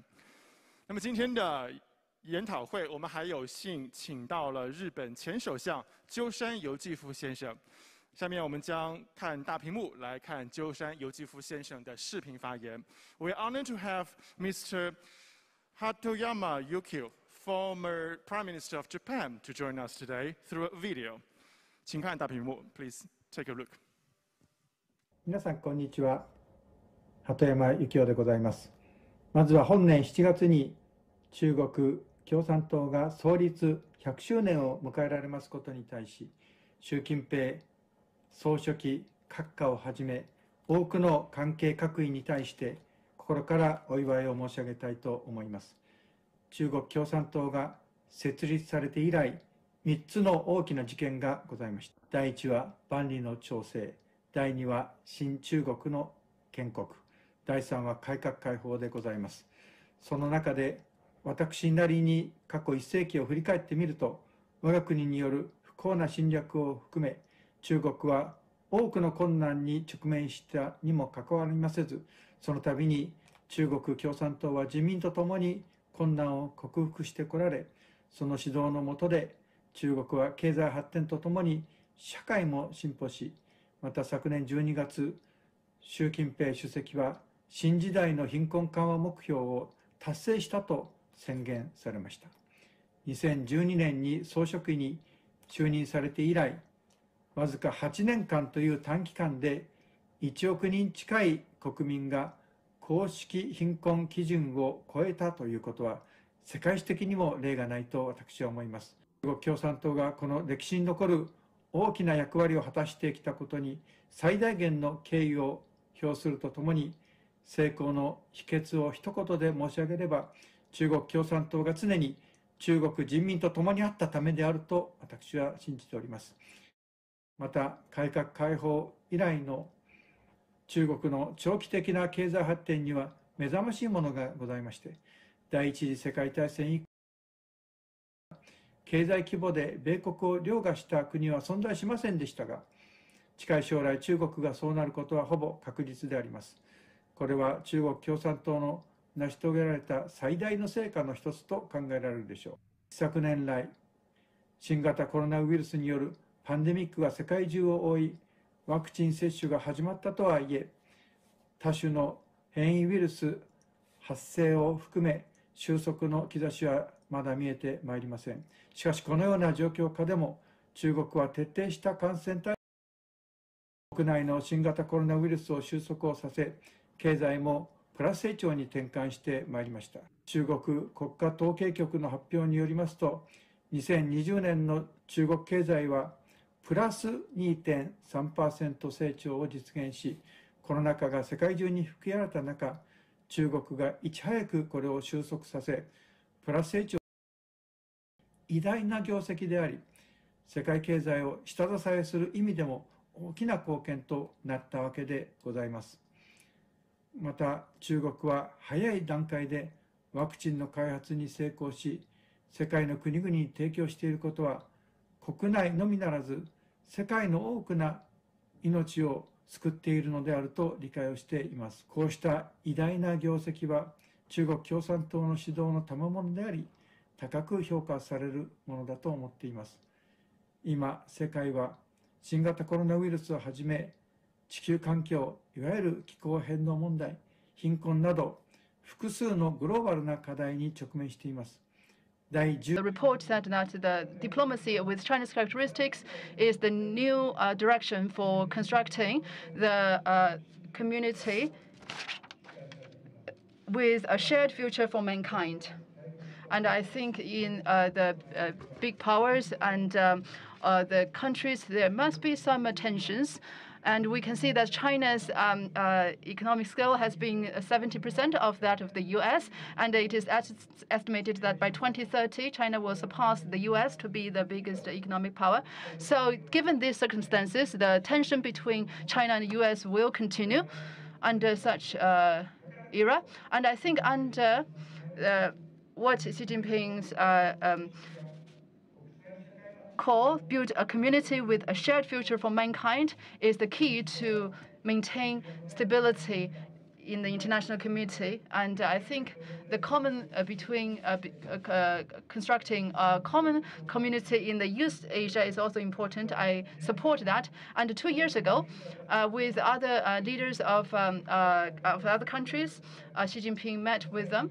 And at that time, I also expressed that the spirit of fraternity is also what Confucius proposed, and benevolence and forgiveness is very important. I think this will also promote the One Belt, One Road concept. And Xi Jinping, Chairman Xi Jinping also responded that he also mentioned the spirit that do not impose what you want to others.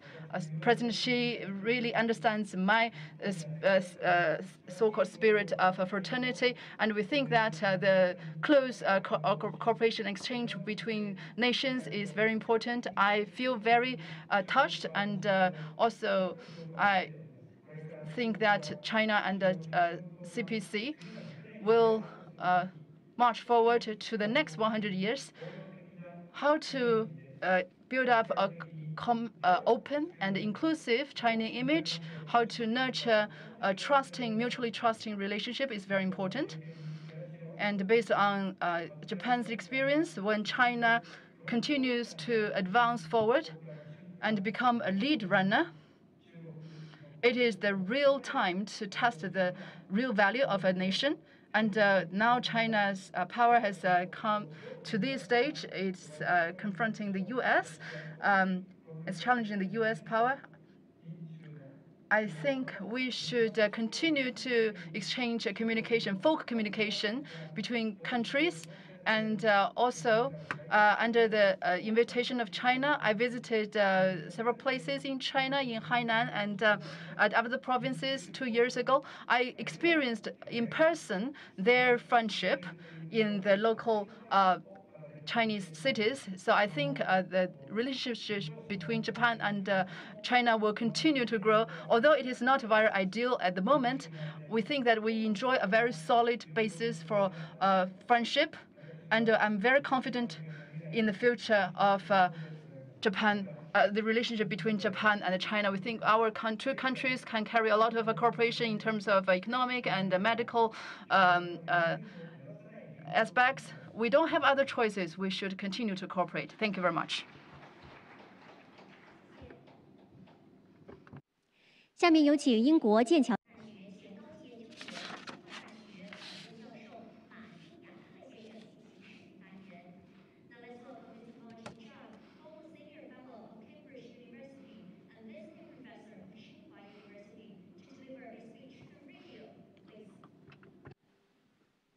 I'd like to thank the organisers of the conference for giving me this opportunity to speak to you. It's a privilege and I look forward to it. And I'd like to send my greetings to all the attendees and wish you a successful conference. The West does not understand China. It doesn't understand China because the West's self-belief is that every country should be like the West. The same norms, the same values, the same kind of institutions. But it's quite impossible for China to be like the West. Why? Because because China comes from very different history and a very different culture. And it is these two things that shape China today and, of course, over a long period of time. Now, let me give you a classic example of the West's problem in this context. You will remember that between 1972 and 2016, there was a relatively cooperative and benign period in the relationship between China and the United States. And for the Americans, this was based on two basic assumptions. The first was that over time, as China modernized, it would westernize, and thereby it will become increasingly like a Western-style country, maybe economically, but certainly politically. It didn't happen. The reason why Trump pulled out of the China agreement, as it were, was because of this extraordinary miscalculation on the part of the United States, which was a product of Western hubris and Western arrogance. Because what happened was, by Jove, China certainly modernized successfully, reaching a level which challenged the position of the United States in the world economically. And at the same time, it certainly didn't become like a Western-style democracy. China's political system remained as distinctive as it had been at the beginning and as distinctive as it has been historically over a very long period of time. And here we have the crunch. China will remain highly distinctive from the West in all sorts of different ways, because China is rooted in Chinese civilization. It is a civilization state as well as a nation state, but primarily a civilization state. It is shaped today, as well as historically, by Confucian values. The relationship between the state and society is very different from that which prevails in the West. And of course, meritocracy is a fundamental aspect of Chinese governance. Now, nowhere is this chasm, if you like, between China and the West more evident than in their respective political systems. Let me talk about the West's attitude for the moment. The West thinks that, well, the West's main calling card, put it like this, main calling card since 1945 has been democracy, by which it means universal suffrage, multi-party system, rule of law. And in its view, any political system that does not have these characteristics lacks a fundamental legitimacy. In other words, that in its view, China's political system lacked popular legitimacy. The West believes that this is the summit of achievement when it comes to governance. It cannot be improved upon. It is, if you like, here to stay forever. Now, a bit of history here will help us to get this into context, because we need to get it into context. We're talking about since 1945. Between 1918 and 1939, most of what we know as the West was not democratic. Britain, yeah, at that period, conformed to this. The United States, by and large, conformed to this. But by and large, across Europe, for example, most countries were not democratic in this form. Indeed, many were authoritarian regimes. So it's very important to get this into context, you see.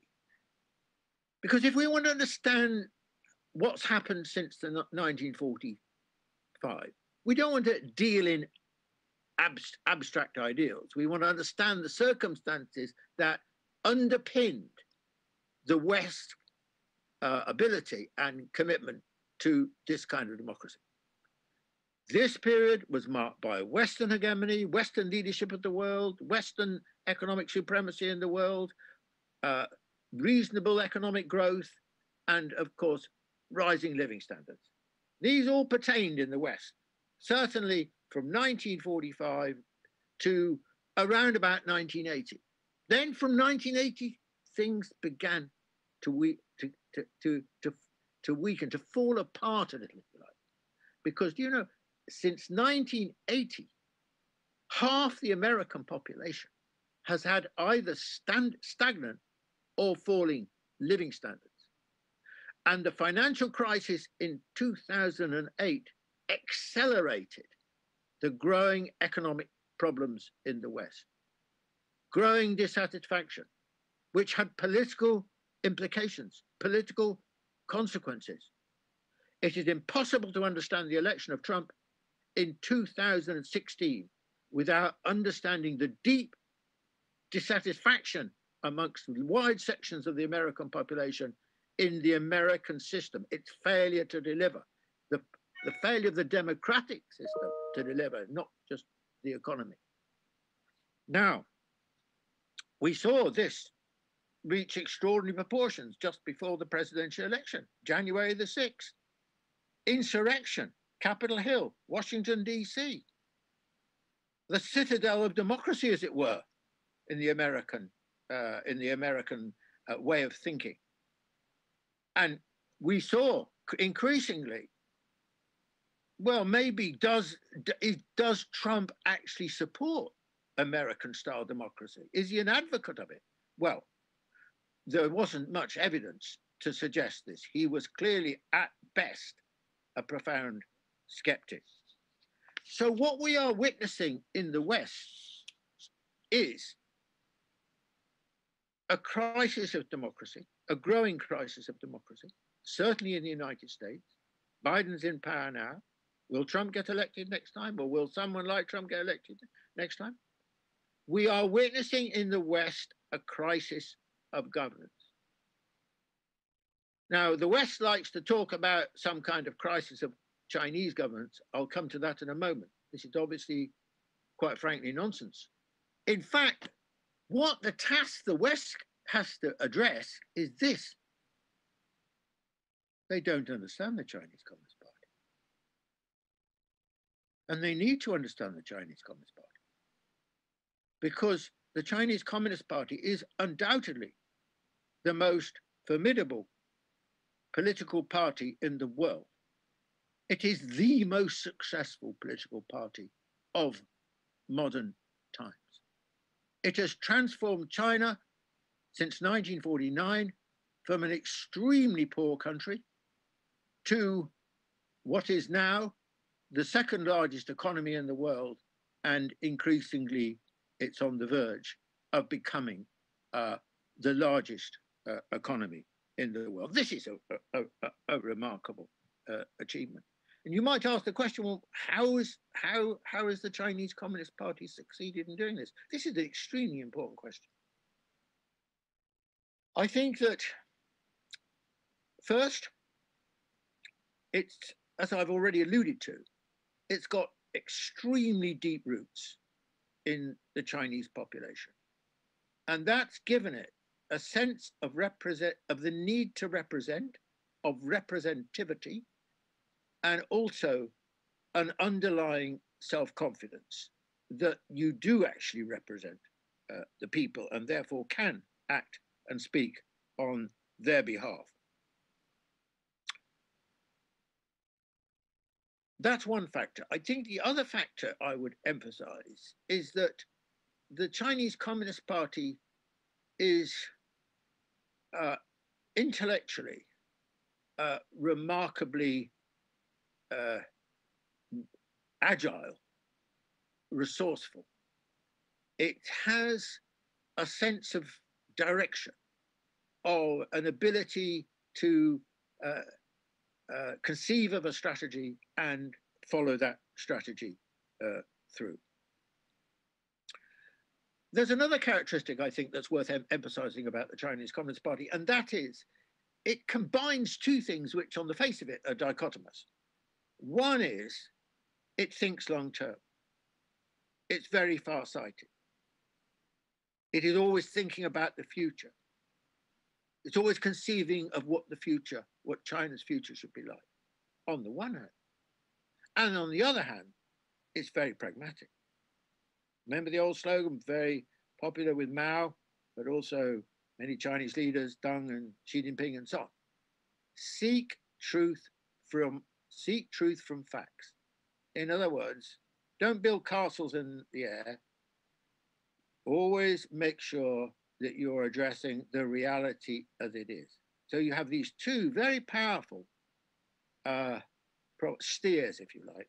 One is long-term thinking. The other is being pragmatic, always keeping in touch with the situation and where the people are. Now, what's another very important characteristic, it seems to me, of China and Chinese governance?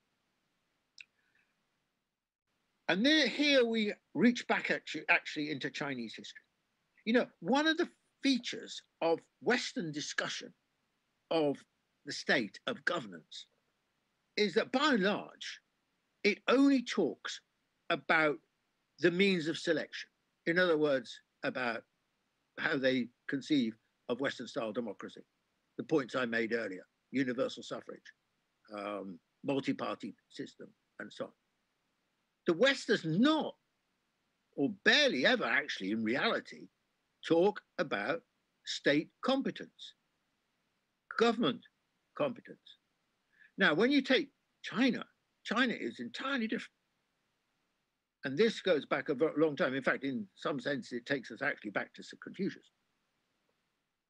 China has always prided itself on its statecraft, on its governing competence. This has always been regarded by the Chinese as absolutely fundamental.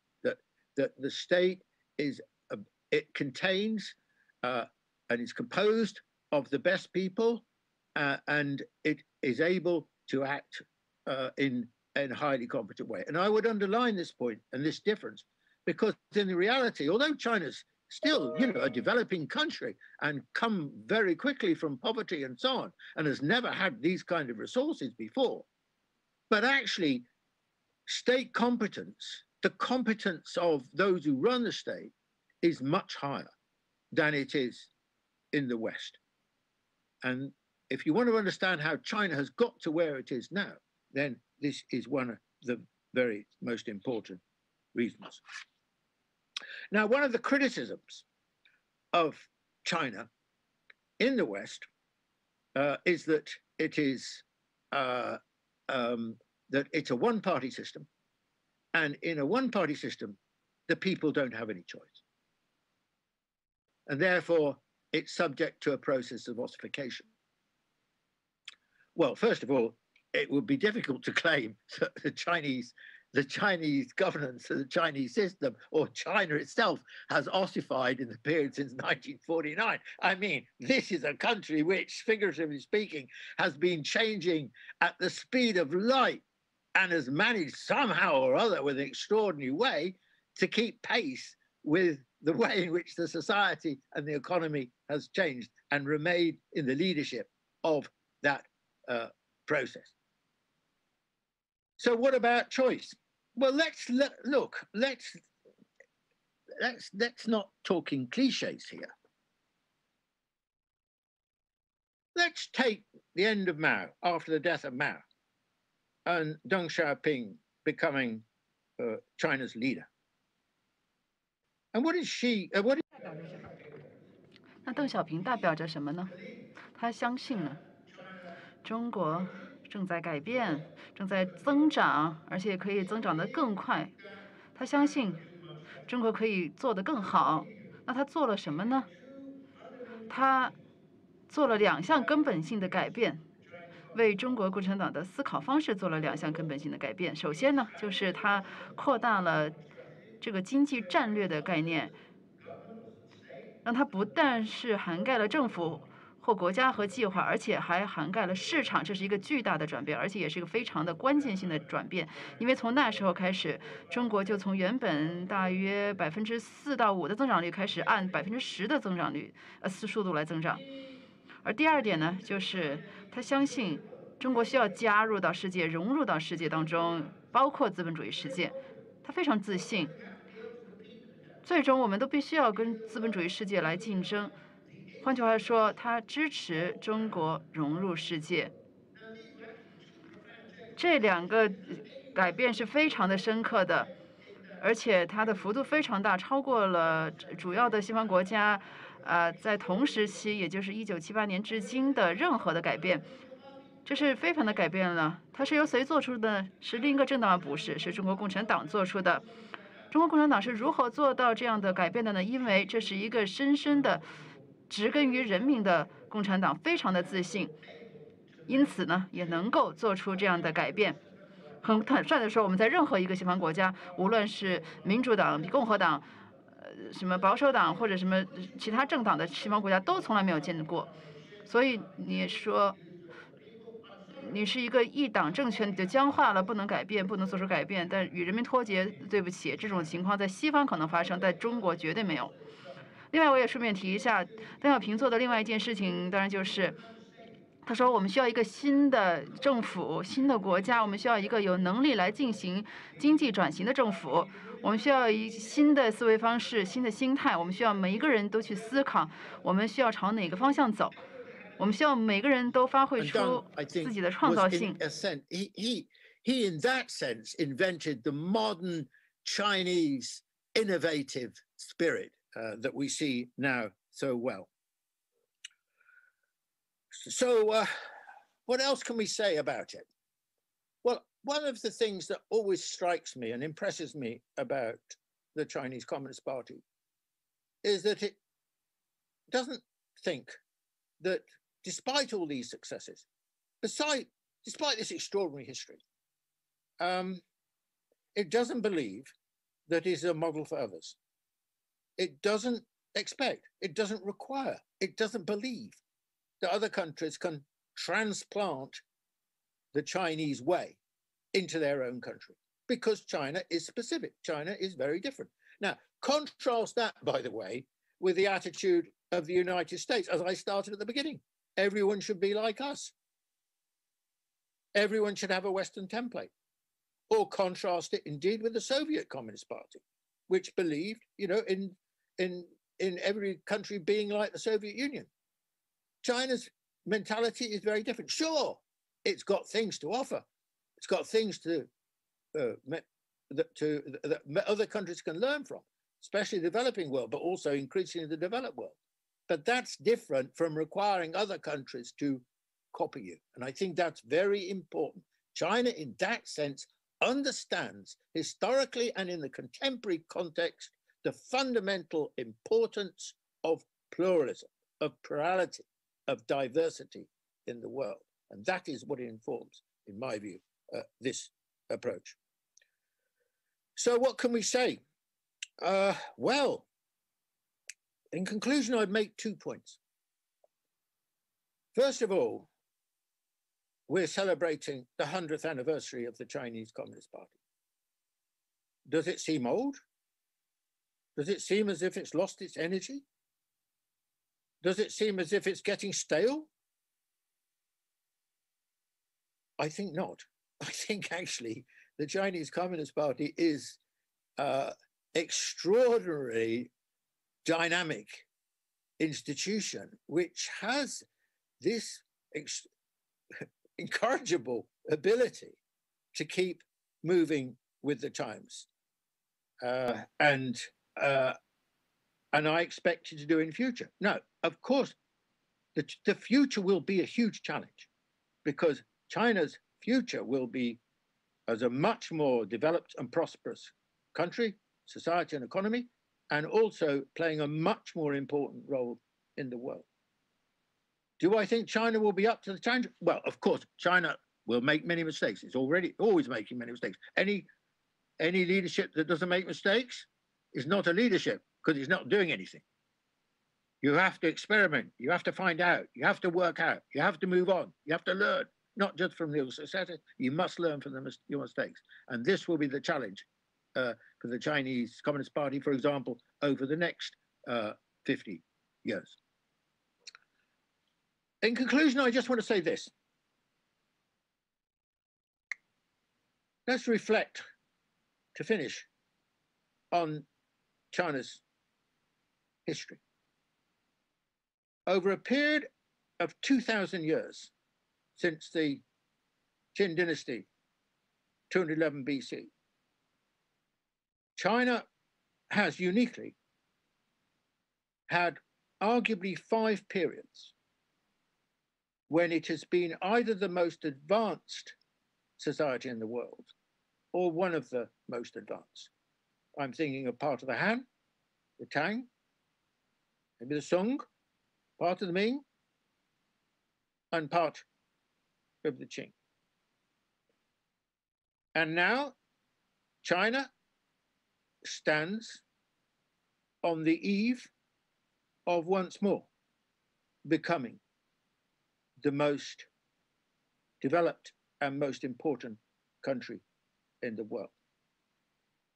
And it will have achieved this under the remarkable leadership of the Chinese Communist Party. Thank you very much.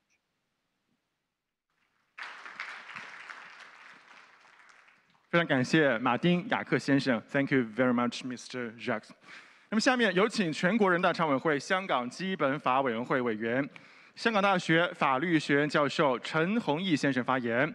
Now, may I invite Mr. Albert Chen Hongyi, member of the Hong Kong Basic Law Committee of the Standing Committee of the National People's Congress, and Professor, Faculty of Law, the University of Hong Kong, Mr. Chen.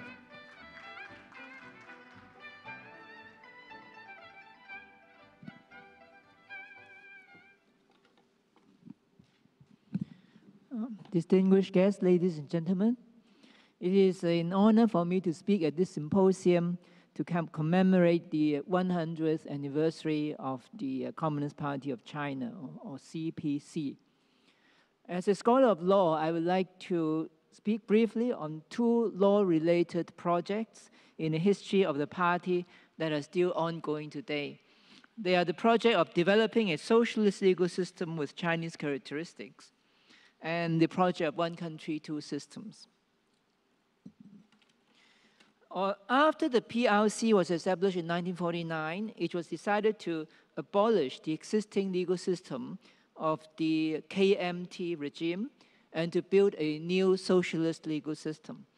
The new legal system was developed on the basis of the CPC's experience of governance of parts of China before 1949, and also by borrowing from the concepts and institutions of socialist legality in the Soviet Union at the time.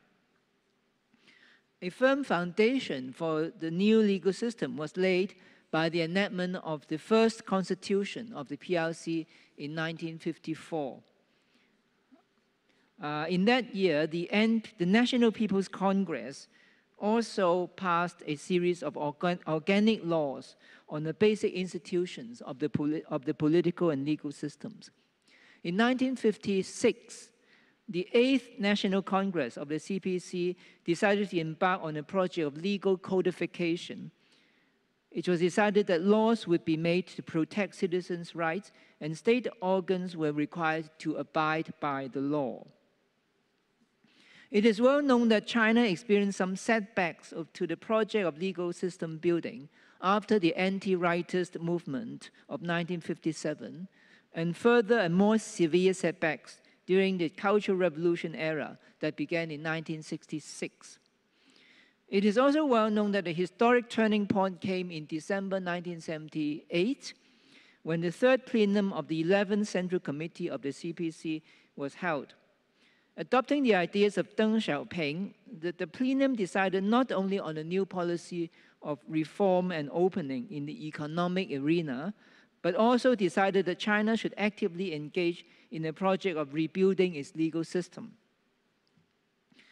Deng Xiaoping said at the time, and I quote, "In order to safeguard people's democracy, the legal system must be strengthened. Democracy needs to be institutionalized and legalized, so that such a system and such laws should not change merely because of a change in leadership or a change in the leader's views and attention," unquote. The communique of the third plenum declared as follows: "There must be laws for people to follow. These laws must be observed. Their enforcement must be strict, and lawbreakers must be dealt with. From now on, legislative work should have an important place on the agenda of the National People's Congress and its Standing Committee. Procuratorial and judicial organs must maintain their independence as appropriate. They must faithfully abide by the laws, serve the people's interests, keep to the facts, guarantee the equality of all people before the people's laws, and permit no one to have the privilege of being above the law," unquote. The plan for the development of the Chinese legal system was immediately put into action in 1979 when the NPC enacted a series of basic laws.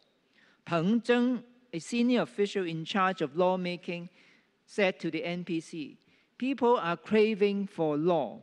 The people of the whole country are eagerly demanding a sound legal system," unquote. Since 1979, the project of building a modern socialist legal system suitable for China's circumstances has continued to be carried out actively, consistently, and speedily. Legal reform has broadened in scope to cover all major areas of modern law. It has also deepened with the development of legal scholarship and education, and increasing understanding of the importance of the legal system for the purposes of economic development, better governance of society, and better protection of citizens' rights and interests. The achievements in building China's legal system has received international recognition. For example, Professor William Alford of Harvard University has described China's legal development since 1979 as an event of epic historic proportions, and has pointed out that no other major modern society has endeavored in so short a time to reconstruct its legal system in so extensive and novel a fashion. Professor Stanley Lopman of Stanford University commented that since 1979, law has gained more importance than it has ever possessed in Chinese history, and new conceptions of legal rights have been developed. The foundation for all major legal developments in the area of reform and opening is the 1982 Constitution, which is the fourth constitution in the history of the PRC. This constitution, subject to some amendments, is still in force today. From the perspective of the rule of law, Article 5 of the Constitution is highly significant. It provides for the supremacy and authority of the Constitution and the law, and requires all state organs and political parties to abide by the Constitution and the laws. The Constitutional Amendment of 1999 introduced a new provision into Article 5, which states the principle of ruling the country according to law and building a socialist state based on the rule of law. The 1999 amendment is one of 5 sets of amendments to the 1982 Constitution. The amendments reflect the deepening and strengthening of the policy of reform and opening, including economic reform as well as legal reform. For example, the constitutional amendments have introduced the following terms and concepts into the Constitution: the preliminary stage of socialism, socialism with Chinese characteristics, the socialist market economy, protecting the private sector of the economy, and protecting human rights and private property rights. At the 15th National Congress of the CPC held in 1997, it was declared that the goal of legal development was to establish a socialist legal system, a socialist system of laws with Chinese characteristics by the year 2010. Since 1997, further intensive efforts in lawmaking have been made, and it was announced at the NPC meeting in 2011 that the task of forming the legal system, this system of laws with Chinese characteristics, had been successfully completed by the target date of 2010. In 2014, the fourth plenum of the 18th Central Committee of the CPC was held. This was the first plenum of the Central Committee in the CPC's history that devoted itself entirely to the topic of legal development. The plenum passed a decision on the full promotion of ruling a country according to law. The decision elaborated the concept of the system of socialist rule of law with Chinese characteristics, which includes the four domains of lawmaking, implementation of law, judicial reform, and promotion of compliance with law. Efforts in the implementation of the 2014 decision and further development of legal thought led to the promotion of Xi Jinping's thought on rule of law early this year. At the same time, a plan for development of rule of law in China in the period 2020 to 2025 was promulgated. According to this plan, a system of socialist rule of law with Chinese characteristics should be basically formed by the year 2035. By this date, the project of the modernization of China's system of governance and its governance capacity, as enunciated at the fourth plenum of the 19th Central Committee of the CPC in 2019, is also expected to be completed. We can therefore observe that the project of legal development initiated by Deng Xiaoping in 1978 is a long-term project that is still very much a work in progress today. So is the project of One Country, Two Systems initiated by Deng, also in the late 1970s, to which I will now turn. The idea of One Country, Two Systems was originally conceived for the purpose of the peaceful unification of mainland with Taiwan. This was first publicized in the 9-point proposal of Chairman Ye Jianying of the National People's Congress Standing Committee in September 1981. In January 1982, Deng Xiaoping used the term One Country, Two Systems for the first time, and he said that this was the essence of Ye Jianying's proposal. There was to be one China, but two systems, the socialist system on the mainland and the capitalist system in Taiwan. The new constitution enacted in December 1982 contains Article 31, which provides for the possible establishment of special administrative regions in China. The concepts of one country, two systems and special administrative regions were soon applied to resolve the question of Hong Kong's future, leading to the conclusion of the Sino-British Joint Declaration in September 1984. In a speech on the 31st of July 1984, Deng has expressed full confidence in one country, two systems. He also said that it can become a model for the international community in resolving problems left over by history. That is, a model for the peaceful settlement of international disputes. When Deng met with Mrs. Margaret Thatcher in Beijing on the 19th of December 1984, he pointed out that the 50-year guarantee for the Hong Kong Special Administrative Region was based on careful consideration of China's realities and developmental needs. He said that by the middle of the 21st century, China would reach the same level of economic development as other developed countries. In the meantime, he believed that allowing capitalism to exist in a relatively small area of China, while the main body of China would continue to practice socialism, is an arrangement which is not only conducive to the maintenance of stability and prosperity in Hong Kong, but can also contribute to economic development and modernization in the mainland. As in the case of China's legal development, the project of one country, two systems is still a work in progress today. It is noteworthy that one country, two systems has been emphasized as one of the 14 national policies to be insisted upon, according to Xi Jinping's thought on socialism with Chinese characteristics in the new age that was endorsed by the 19th National Congress of the CPC in 2017. Xi's vision is that socialist modernization will be realized by the year 2035.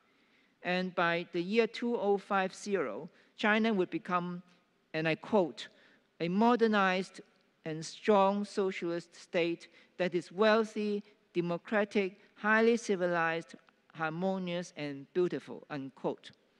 I'm sure we in the Hong Kong Special Administrative Region, under one country, two systems, can make an important contribution to this project of socialist modernization and the renaissance of the Chinese nation. Thank you.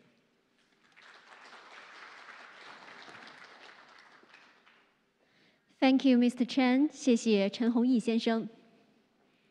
Please be seated. Thank you. 下面有请英国皇家国际事务研究所主席、高盛前首席经济学家、金砖之父吉姆·奥尼尔先生进行视频发言。Now let's welcome Mr. Jim O'Neill, Chair of the Royal Institute of International Affairs in UK, former Chief Economist of Goldman Sachs, and he's also known as Mr. Brick, B-R-I-C. Let's welcome him to deliver a speech through video, please.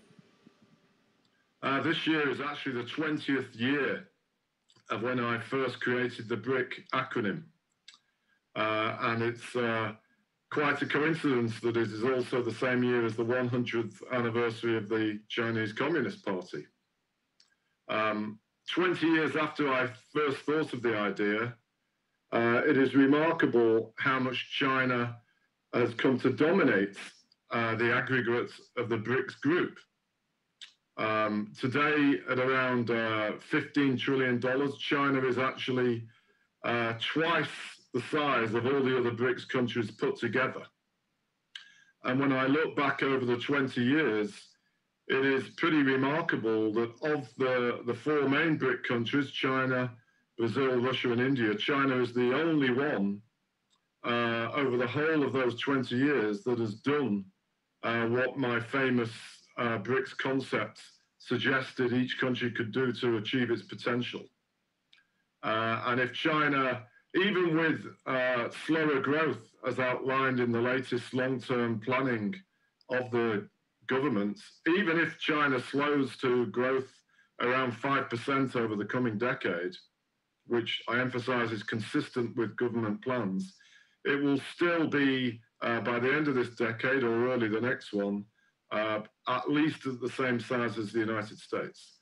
And it is truly a remarkable achievement and has many, many lessons for all sorts of economies and societies all over the rest of the world. And of course, in particular, talking about it as we come out of this troubling pandemic, at least in many Western countries we come out of it, many others, including India and Brazil, are still immersed in the worst of their pandemic.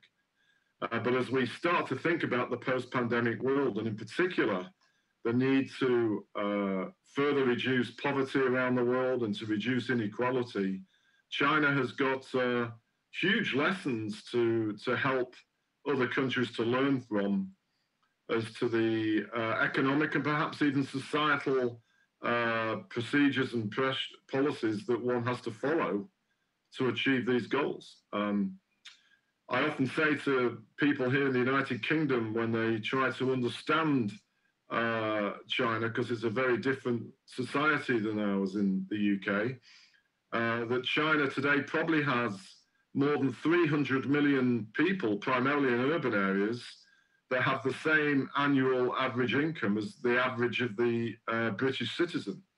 And when you think about it, that means there are 5 times more people in China already that enjoy the same annual income as the average person in Britain. And there is no other large populated emerging nation anything close to that situation around the world. And there are very, very important lessons for India, very important lessons for large parts of Africa, and for countries along the One Belt, One Road, as to how they can try to successfully develop themselves. Many things to do with the role of education, the role of technology, both the creation of new technologies, but just as importantly, the ability to spread the use of those technologies across the whole of a country's citizens. And these things hopefully will be very powerful for China to help set examples for to the rest of the world as we go forward. When I look at the economic cycle in 2021 and 2022 in particular, it is of course the case that China is one of the few G20 member countries that we know for certain, without a new crisis, by the end of 2021, its GDP will be bigger than it was at the end of 2019. That might be possible in the United States and some other countries if they maintain the vigorous cyclical recovery that's taking place. But we also know for many countries, again, my own included, the United Kingdom, it almost definitely won't happen. And we'll have to wait for 2022 for that to be the case. And the way that China has managed to deal with this, and in particular, the fact it's done so without having to undertake a massive fiscal policy stimulus, as it did in 2008, itself is quite a remarkable achievement. And then when one thinks about the longer term consequences about the costs of bringing our societies away from the pandemic, China is probably in a much better position in terms of its government fiscal accounts than many, many other Western economies. And it's going to be really important to see how all of that plays out. As was pointed out to me ahead of doing this interview, I had the pleasure of being a participant in the hugely important BOA Economic Forum in 2015 in Hainan. The first time I ever had the pleasure of going to that beautiful island, and it was a great experience. And it also happened to be the first time where President Xi unveiled his bold, exciting plans for One Belt, One Road. And I hope as we turn away from the pandemic and we try to move to a more unified world of coordinated thinking and policy making, there will be better ways of China trying to share with other countries about how to progress One Belt, One Road, or OBR as it's become known, for the benefit of China and many, many other countries, whether they are directly geographically located on that road or those more distant. Because if we all get this right, the win-win benefits in terms of global trade for everybody will be spectacular. So congratulations to everybody for organizing this event. One of these days I look forward post-pandemic of being able to travel to Hong Kong and to mainland China again. But in the meantime, let me wish you all the best for a very good event, and thank you. 谢谢阿尼尔先生 ，Thank you very much, Mr. O'Neill.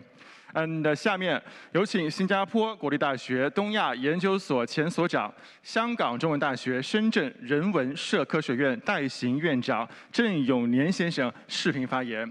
Next, may I invite Mr. Zheng Yongnian, former chairman, East Asian Institute, National University of Singapore, acting dean, the School of Humanities and Social Science, the Chinese University of Hong Kong, Shenzhen, to deliver a speech via video.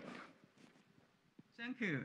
First of all, I would like to thank the organizer for inviting me to join this very important, very meaningful conference. Simply because it's a 100th anniversary of the Chinese Communist Party. I think it's a very important event, not only for China, but also for the whole world. And but today I would like to look into this issue, talk about the Chinese Communist Party from a scholarly view, because I myself have been conducting research on the Chinese Communist Party for the years. So I would like to make, because of a time constraint, I would like to make a few points. I would say, the Chinese Communist Party has the following very important, I believe, very important characteristics. First of all, the Chinese Communist Party is a missionary party. The party has its mission.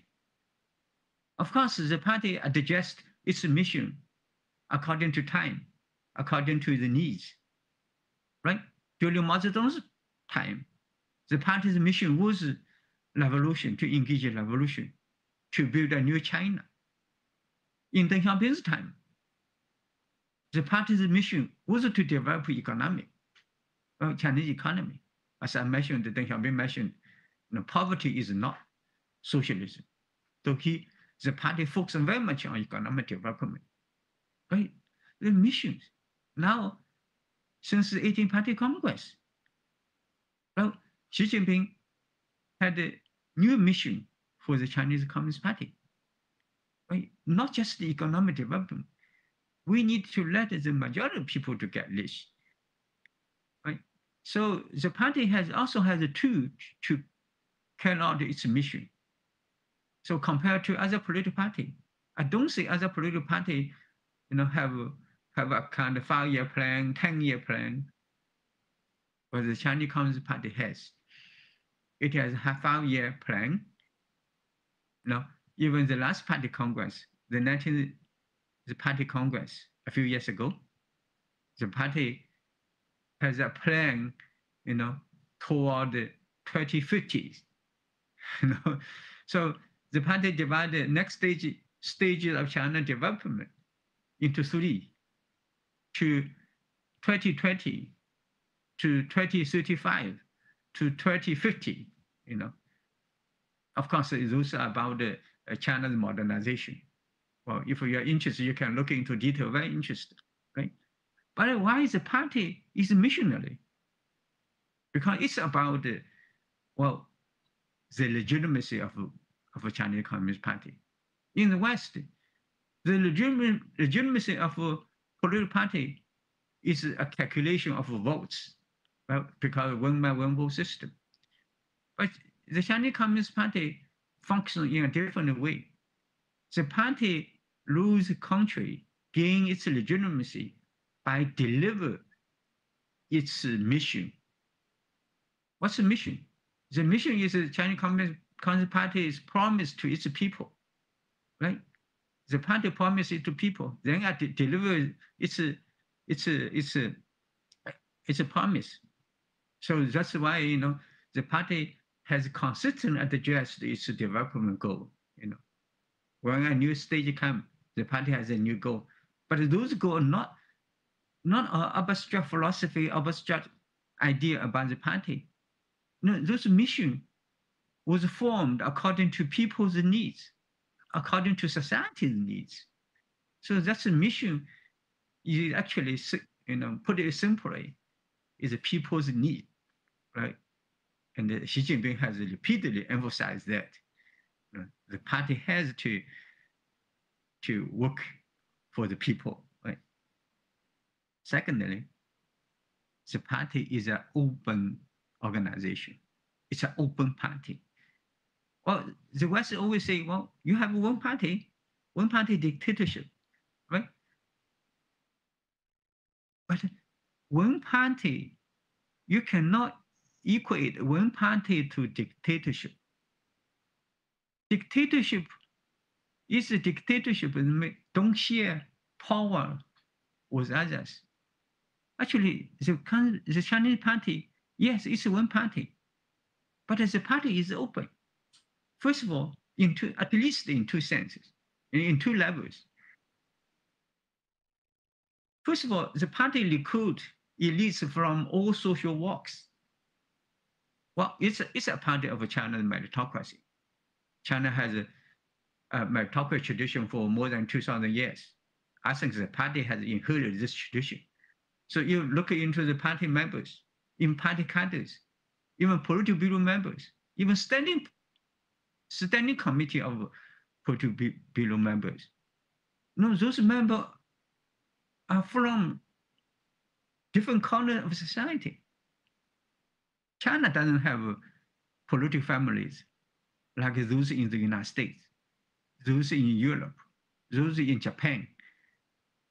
Well, the Chinese Communist Party is a mass party. It's a people's party.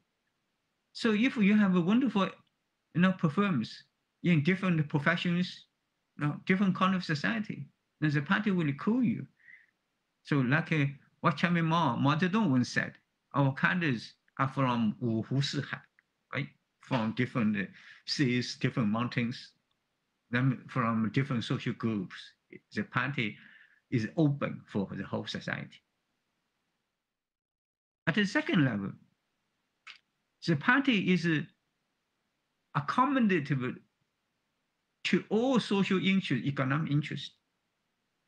With the rapid development of Chinese development, Chinese society, just like all society, United States or European society, is become very, very pluralistic, right?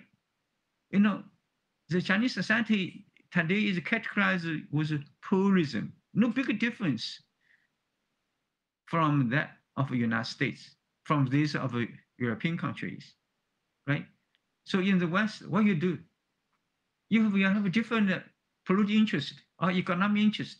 You organize different political parties. If you don't like conservatives, you can join Democrat. If you don't like Democrats, you can choose conservative. If you don't like both, in principle, in theory, you can organize your own party, a political party. But in reality, of course, it's not. There's no space for a third party to exist in the United States. But in China, not. China, of course, in China, you're not allowed to establish your own party. But you have freedom to join the party. All the kind of social, economic interests can join the party. The party is accommodative. So China have this so-called, what we call 政治协商, political consultancy system. You join the party, they join the party. You found a way to express your interest, to articulate your interest, to let party's policy to reflect your interest, your view, right? So I call the West system as external pluralism, right? You can do whatever you want. While Chinese system is internal pluralism.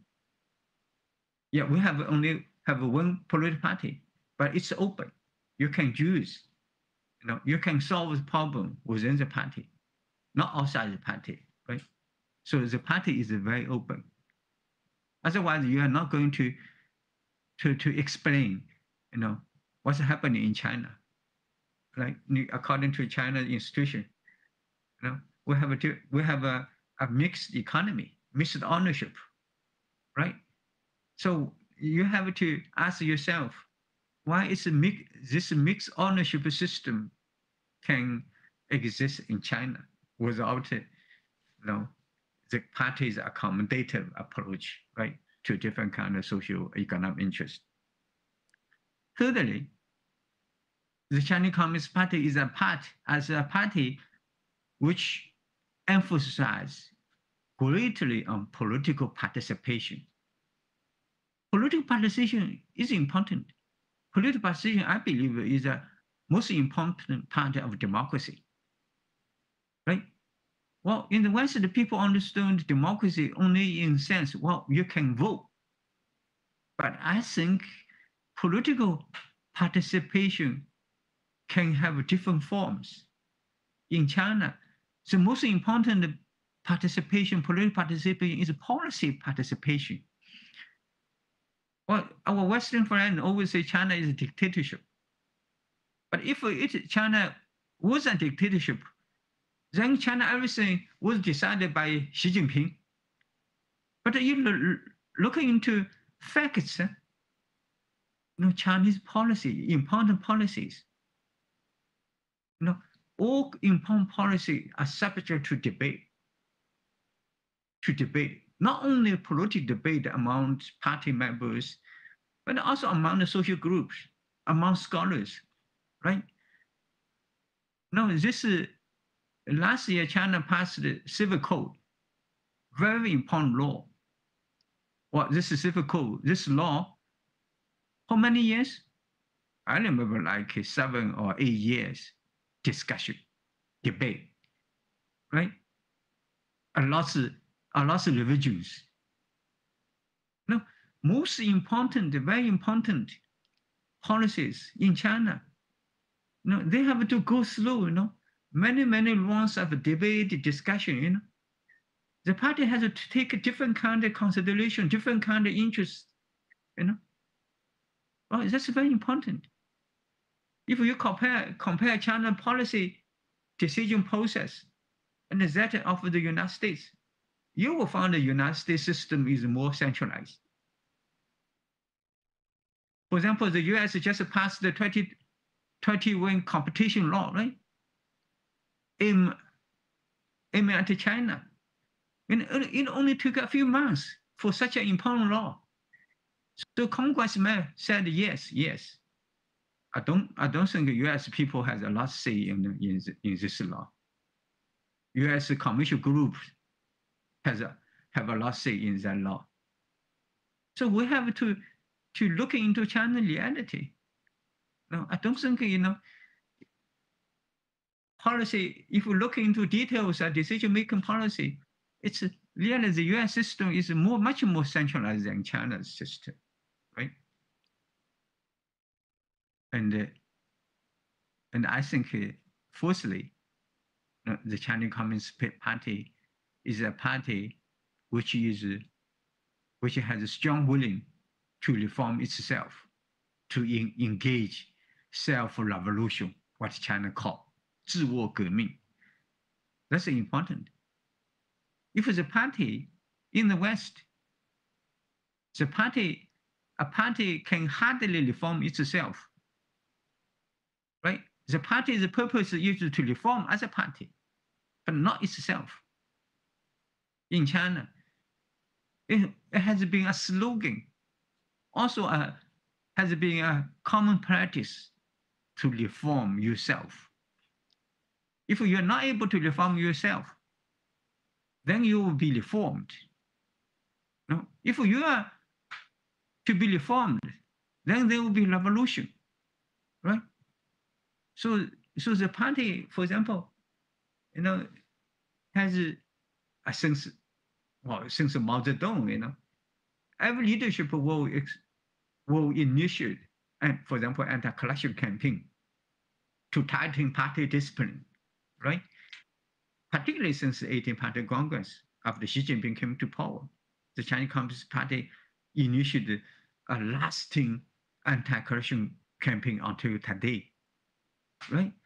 What's the purpose, right? What's the purpose? To establish a clean government. A clean government is very important for all government, not just China. Even many contrary with democracy, or many democracies, corruption, even until today, is very serious, right? So I think that's the party is to engage a self-revolution is not so easy, not easy. I have been observed so many political parties. Most parties are very selfish. They only want to reform others, not themselves. But the Chinese Communist Party is opposite. It's only ruling party, so it has to reform itself. So in a way, I think the party has been successful, but we don't have enough study on the Chinese Communist Party.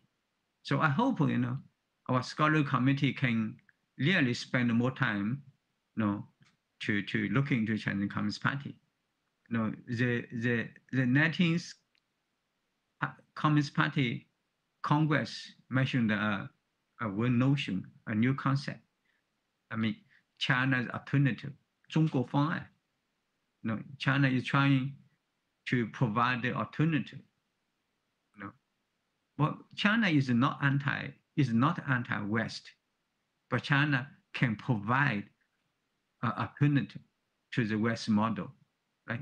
Of course, like President Xi Jinping mentioned, China will not export its own model to the world, but other countries can learn from China's experience to achieve both development and independence. Because that's, I think this notion, 中国方案 notion is very serious. You know, China has the Chinese Communist Party has a rich experience in that regard. I think that experience is relevant not only to China's future, but also to many developing countries, right? So I would say, you know, the party really matters not only from China, but for the whole world. Thank you. 谢谢郑永年先生。下面有请香港资深大律师、香港大学名誉法律教授、香港特区政府前刑事检控专员江乐士先生发言。Now may we please invite Mr. Ian Granville Cross, Senior Counsel, Honorary Professor of Law at University of Hong Kong and former Director of Public Prosecutions of Hong Kong. Mr. Cross, please.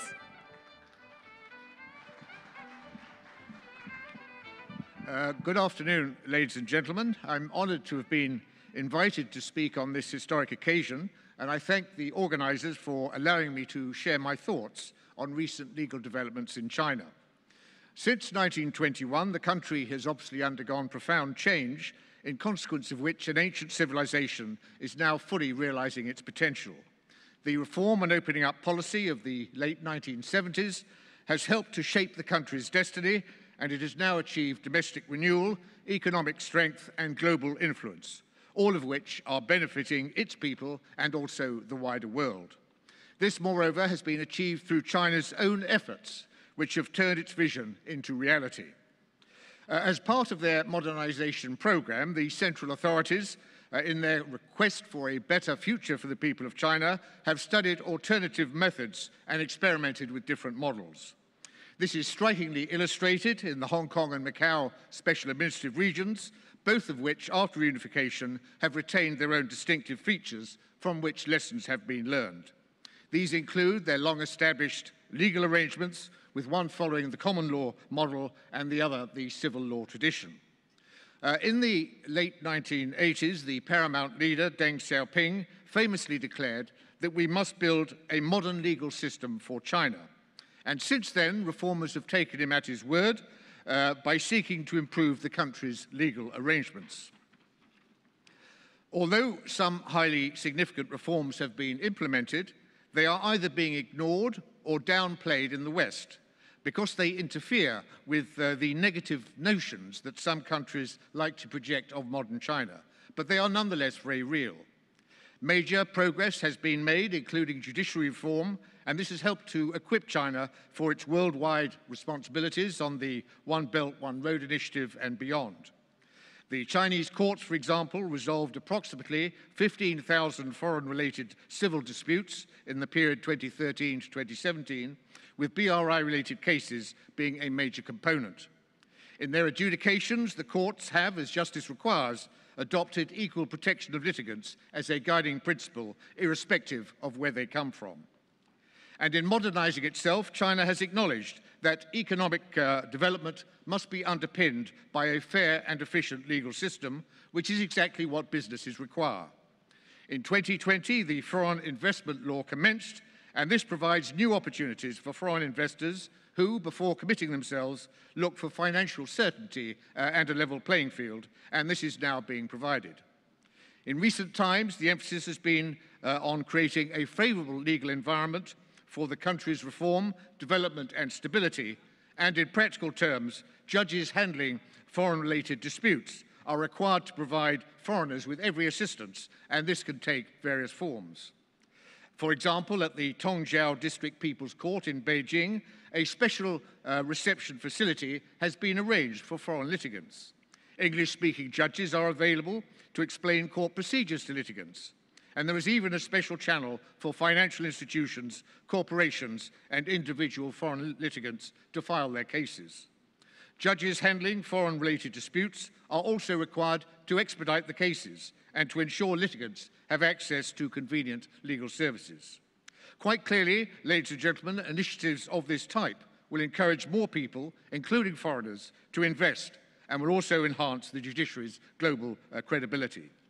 Allied to this, arbitration also has a vital role to play in dispute resolution as China optimizes its business environment. There are, therefore, now 260 arbitration commissions with 60,000 staff, and they have handled 4 million arbitration cases involving 70 countries and regions. In 2019 alone, the arbitration commissions handled almost 487,000 international arbitration cases involving 759 billion yuan. At the same time, and in order to foster a better legal environment, the improvement of judicial services is also being prioritized, and this involves greater transparency. In March, the Supreme People's Court work report indicated that changes are being implemented to streamline court procedures and enhance judicial credibility. And this could pave the way for the world's first legal system integrated with artificial intelligence. The judiciary's operations are being transformed by technological initiatives, including the use of artificial intelligence and big data analytics.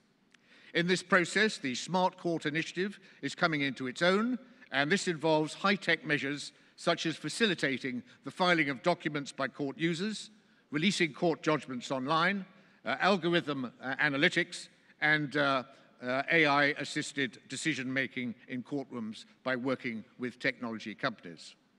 Indeed, the progress being made by the courts is actually mind-boggling and far surpasses the expectations of even just a few years ago. The Supreme People's Court work report reveals that since 2014, the courts throughout the country have published over 120 million judgments in China Judgments Online, a data bank, and that over 11 million trials have been broadcast online. This is significant as the publicization of judgments from different parts of the country widens the knowledge of judges and legal professionals about what is happening elsewhere, and this promotes greater consistency among the courts, which results in fairer judging. It also means that judicial credibility is improved, and this enhances public trust in the courts. And indeed, following its launch in 2014, China Judgments Online now includes criminal, civil, and administrative cases, and its search function enables users to track judgments of interest. By March this year, the database, which hosts more than 117 million judgments, the majority of which are criminal cases, had been visited over 5.8 billion times. About 50,000 new judgments are being added daily, with the majority being uploaded by the lower level courts. Apart from the judges, the lawyers can also access the data bank, and this helps them to formulate their submissions. For although China does not follow the case precedent system of the common law world, it nonetheless assists lawyers who are preparing their submissions if they can show the courts how similar cases have been handled by other judges previously, as they can then seek a uniform approach to the same questions. Quite clearly, if national laws are not being applied uniformly throughout the country, then uncertainties will arise. And the new technology is helping to ensure that there are not wide variations of interpretation among the courts in different cities and provinces. The courts, moreover, are now experimenting with admitting evidence electronically, and over an 11-month period in 2020, over 7 million cases were filed online, with more than 4 million cases actually mediated online. In the same period, almost 900,000 trials were heard virtually, which was a 7-fold increase over 2019. And a major benefit of this has been that even during the COVID-19 pandemic, the courts were able to continue their operations. And under China's 14th five-year plan, the country's courts will upgrade to the 4th generation of Smart Court by 2025, which will include not only a centralized database platform for all judicial data, but also a centralized central hub that oversees the implementation of the Smart Court initiative throughout the whole of the country. If, however, the courts are to function effectively and deliver justice, they must be staffed by people of the highest quality, and here there have been significant advances. Until quite recently, there was only limited legal training for judges at the lower levels, but this has now changed. Anyone who aspires to be a judge, or indeed a prosecutor or a lawyer, must, having obtained a law degree, pass the National Unified Legal Professional Examination, which is not easy, as well as a separate judge's examination, and this has raised judicial standards enormously. Many of the new generation of judges have also studied elsewhere, including in Hong Kong, and this has undoubtedly broadened their horizons and enhanced their credibility. And in my own area, which is criminal justice, the Supreme People's Court has, since 2018, prioritized two vital principles in criminal cases. These require, firstly, that there should be no punishment where doubt exists, and secondly, that illegally obtained evidence should not be used against a criminal suspect at trial. These principles are deeply embedded in the common law tradition followed in Hong Kong, and they reflect the notion that the conviction of a suspect is not an end in itself, and that the processes resulting in a conviction must also be fair. Whereas previously the emphasis in criminal trials was upon ascertaining if a confession was true, the emphasis is now upon whether it was voluntary. After the revised criminal procedure law was enacted in 2013, coerced confessions are no longer admissible in evidence against a suspect, even if true. In other words, illegally obtained evidence must be excluded, which reflects global fair trial guarantees. If, however, the judges are to exclude involuntary confessions, they need to know how they came into existence. And this is why the law enforcement agencies are now required to video record the confession-taking process, certainly in the more serious cases. This technique was pioneered here in Hong Kong by the Independent Commission Against Corruption, and it resulted in many more pleas of guilty and fewer acquittals. Given its success, it was then adopted by the Hong Kong police force, as well as by law enforcers in Macau. And the principle of legality, which is now accepted, requires that nobody is required to incriminate themselves, and before the courts can accept confessional evidence, prosecutors must first be able to demonstrate, whether by video records or otherwise, that it was made voluntarily. And another fascinating development I would mention is concerns the people's assessors, whose role is not dissimilar to that of jurors in criminal trials in Hong Kong. Although they were originally introduced in the 1950s to give the public a voice in the judicial process, the People's Assessors Law, enacted in 2018, gives them equal rights with judges in trials, unless the law provides otherwise.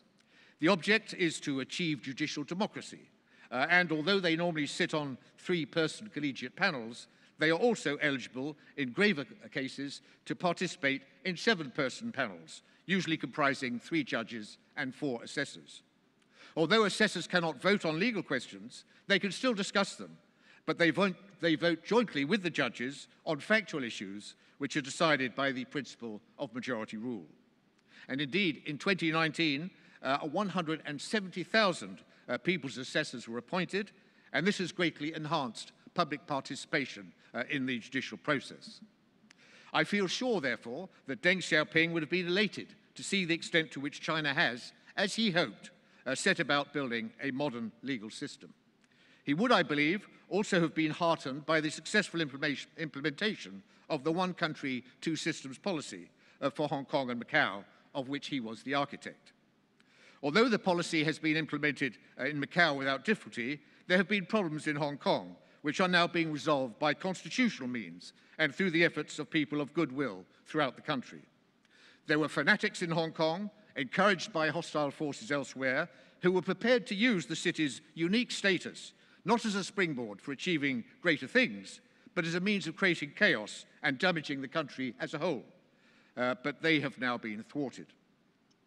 Since 1997, the basic law of the Hong Kong Special Administrative Region, which was enacted, of course, by the National People's Congress in 1990, has ensured that the common law system has not only survived in Hong Kong, but has gone from strength to strength. Both judicial and prosecutorial independence are constitutionally guaranteed, and convictions are only ever possible if prosecutors have established guilt beyond reasonable doubt. The principle of trial by jury is upheld, and judges are chosen on the basis of their judicial and professional qualities, and may, in a remarkable gesture, also be recruited from other common law jurisdictions. The Hong Kong Court of Final Appeal is vested with the power of final adjudication, and there are currently 14 overseas non-permanent judges sitting on it, coming from Australia, Canada, and the United Kingdom. The decision to enable Hong Kong to maintain close links with other common law jurisdictions was clearly prescient, and it has helped to maintain confidence in the legal system. There were, however, people who wanted the one country, two systems policy to fail, as they knew that this would weaken China. Since Hong Kong lacked its own national security laws, they launched their insurgency in 2019, which involved destruction, violence, and terrorist outrages. Opposition forces openly preached Hong Kong independence and self-determination, and they unashamedly align themselves with China's geopolitical rivals, even urging them to enact laws which would damage Hong Kong and the country. Once it became clear that the city's way of life was under real threat, the central authorities had no choice but to intervene. The National Security Law for Hong Kong was therefore enacted by the Standing Committee of the NPC on June the 30th, 2020, but it was done, ladies and gentlemen, in a way that was constitutional, minimalist, and respectful of Hong Kong's legal norms. It was constitutional, firstly, because the NPC was exercising the power conferred upon it by the Constitution itself, and secondly, because the Basic Law, Article 13, provides that the NPC Standing Committee can add additional laws to the Basic Laws Annex 3, if they relate to defence and foreign affairs or other matters outside of Hong Kong's autonomy. And it was minimalist because it only contained the laws for the suppression of the criminal acts which were immediately threatening Hong Kong, namely secession, subversion, terrorism, and collusion with foreign powers.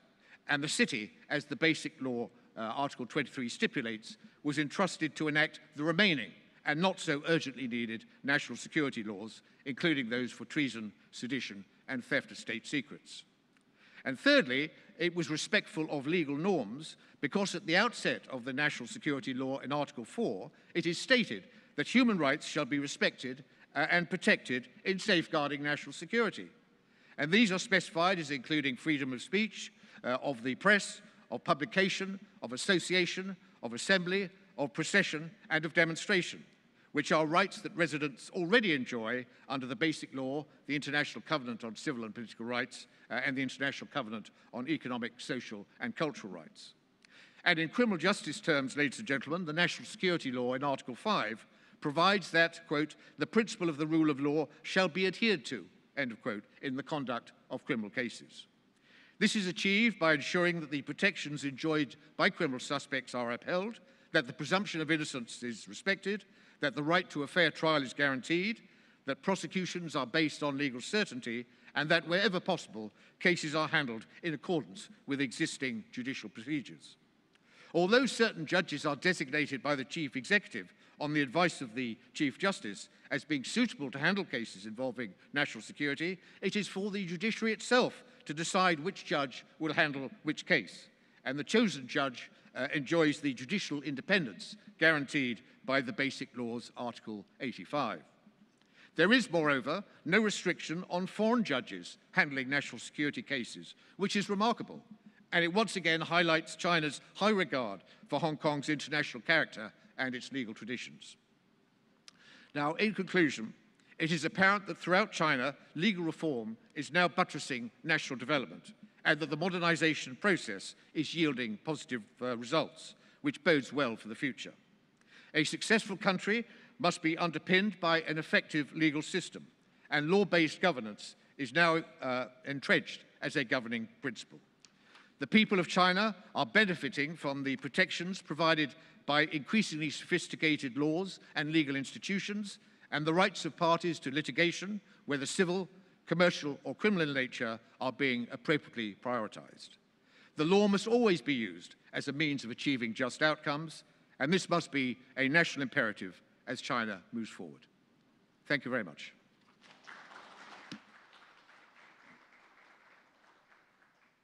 非常感谢江乐士先生发言。Thank you very much, Mr. Cross. 好的，最后呢，我们有请美国库恩基金会主席、中国改革友谊奖章获得者罗伯特·劳伦斯·库恩先生视频发言。And lastly, may we have Mr. Robert Lawrence Kuhn, Chairman, the Kuhn Foundation, U.S. He's also the recipient of China Reform Friendship Medal, who will deliver a speech through video. Please take a look. Distinguished guests, dear friends, good morning. Because my Chinese is not so good, I have to speak English. Maybe next time I can speak Chinese. Pleased to participate in this international symposium on the CPC's 100-year history. I have been coming to China for more than 30 years, telling China's story to the world. And although China has many achievements, none is as powerful as China's eradication of all extreme poverty. I have traveled across China, visiting over 100 cities with my long-term partner, Adam Zhu, for research and interviews, books and essays, television and documentaries. Yet as much as I thought I knew China, I did not appreciate all that is required for poverty alleviation until I visited poor villages, especially remote mountainous villages.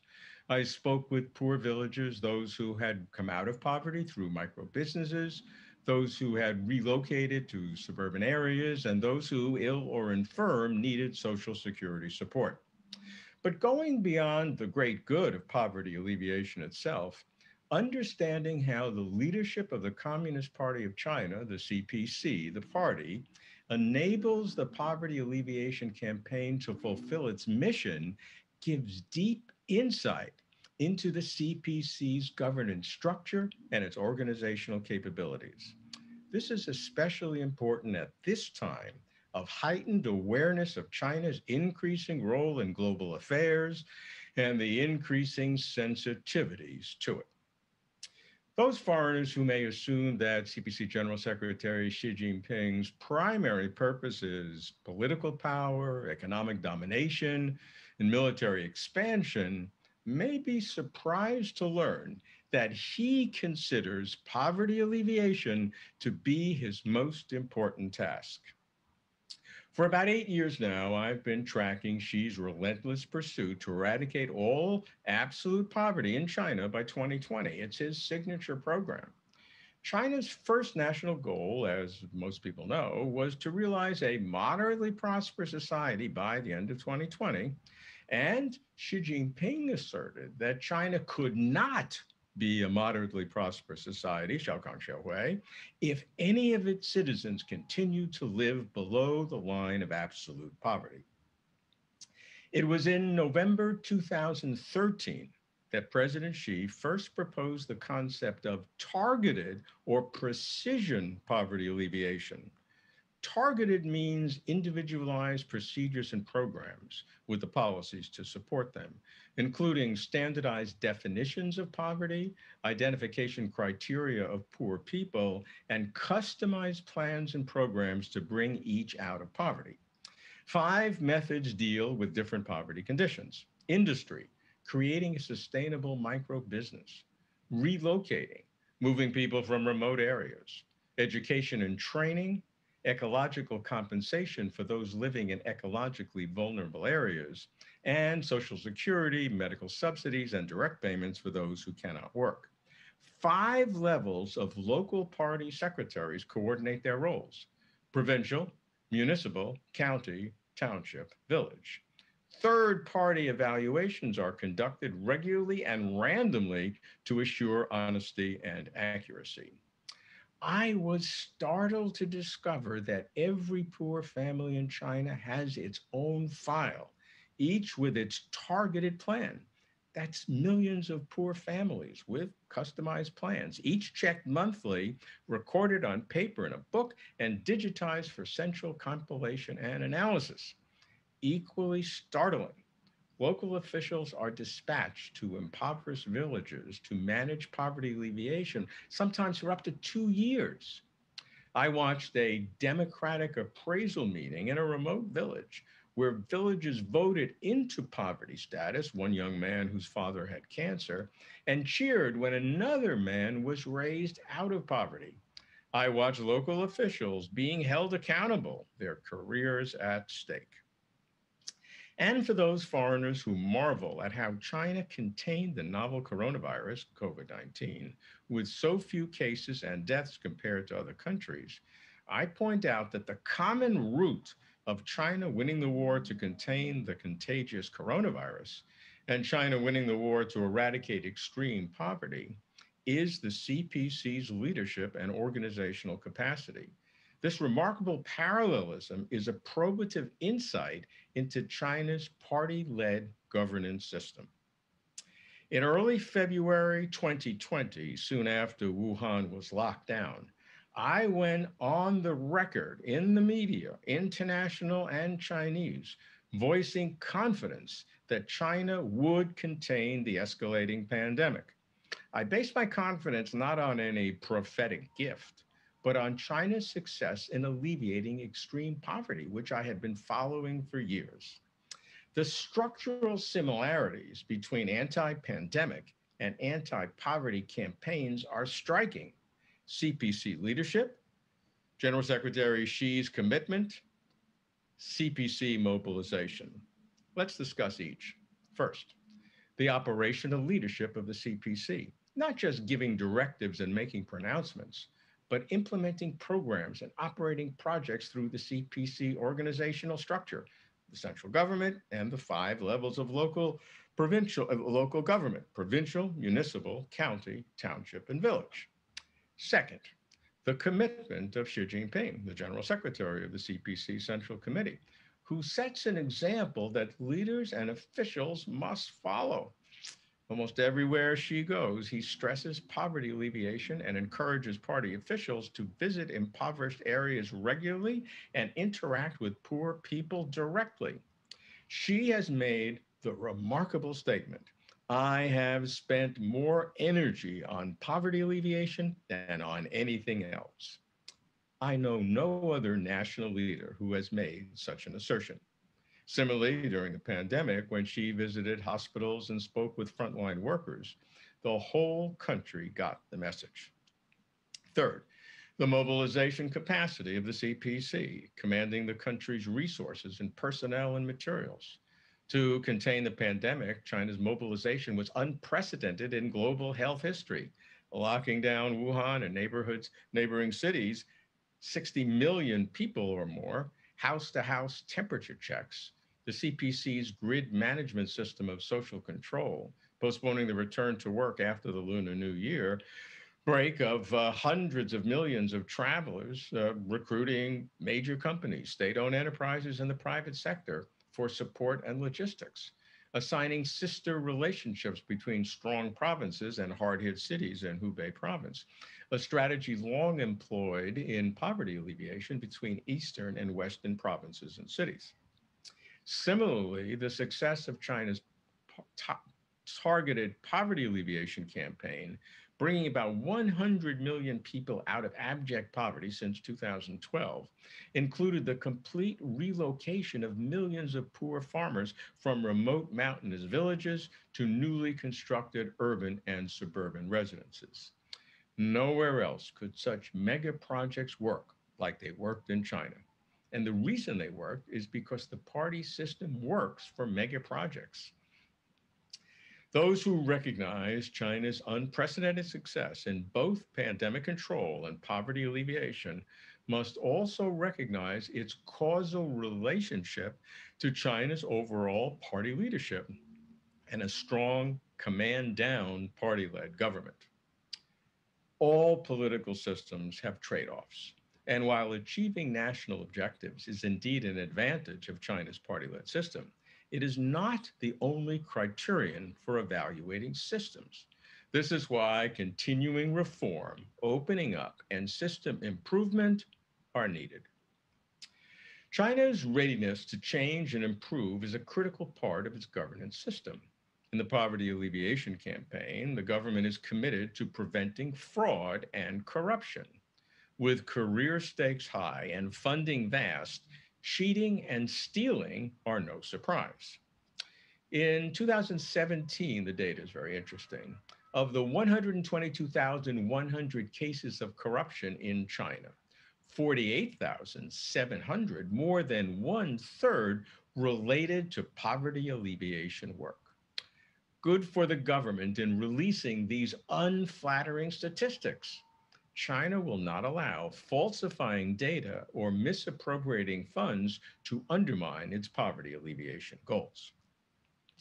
President Xi rightly celebrates the success of China's poverty alleviation campaign, but he is also determined that China reduce relative poverty and close the wealth gap. This must be China's long-term commitment, and he allows no delay in making the transition.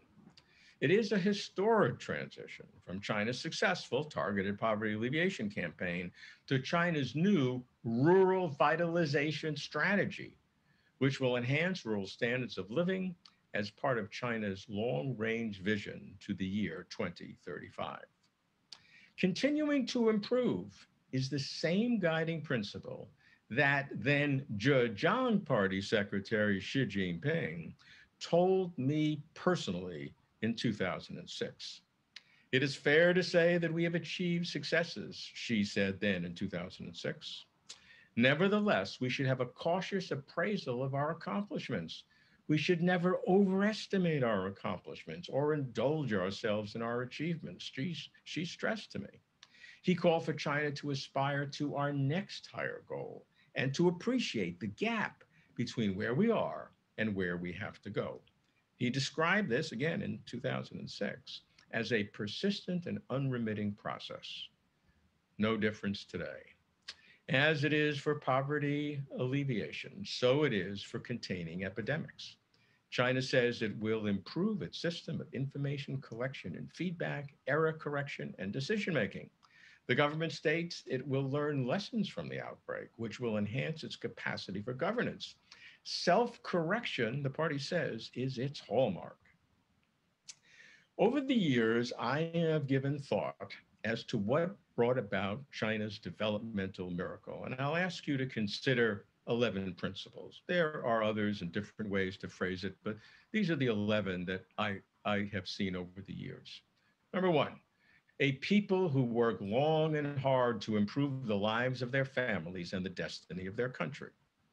Two, the prioritization of economic and social development over ideological rigidity.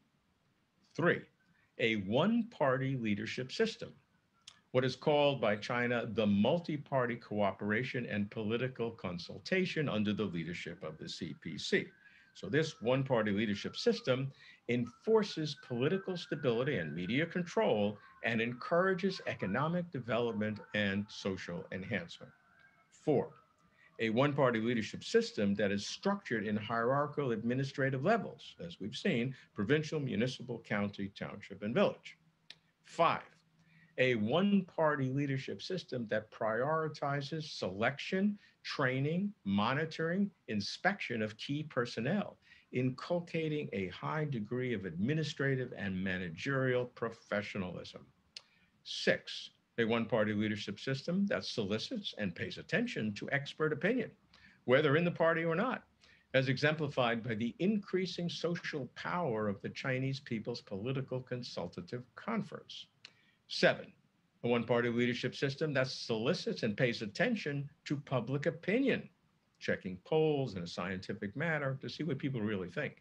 Eight, the setting of long-term goals, midterm objectives, and short-term policies that are monitored and modified continuously. Policies that need long-term commitment have long-term commitment. Number nine, a way of thinking that experiments and tests before implementing and rolling out, like the original special economic zones and the pilot free trade zones originally in Shanghai, now across the country, such as Hainan province. 10, a one-party leadership system that provides checks and balances via anti-corruption institutions. And finally, number 11, a one-party leadership system that is willing to admit and correct errors. Just as future historians may look upon China's fight against the coronavirus as a turning point in worldwide efforts to contain outbreaks of novel diseases, future historians may recognize China's fight against poverty as a turning point in worldwide efforts to eradicate all extreme poverty. History may well thank China for pioneering how to deal with virulent contagions in a globalized world, just as it may well thank China for showing the way how to bring so many people out of extreme poverty. I extend my best wishes for the success of this important conference on the CPC's 100-year history. 谢谢你们。谢谢，让我们再次以热烈掌声感谢以上的发言嘉宾，谢谢他们。Once again, ladies and gentlemen, please give a round of applause to all the excellent keynote speakers. 女士们、先生们，今天上午的会议到此结束，请各位移步到指定的餐厅用餐。下午的会议将从2点钟开始，谢谢大家。Ladies and gentlemen, our morning session has ended, and guests who will participate in our luncheon, please go to the banquet hall. The panel discussion will start at 2 p.m. Thank you. Thank you.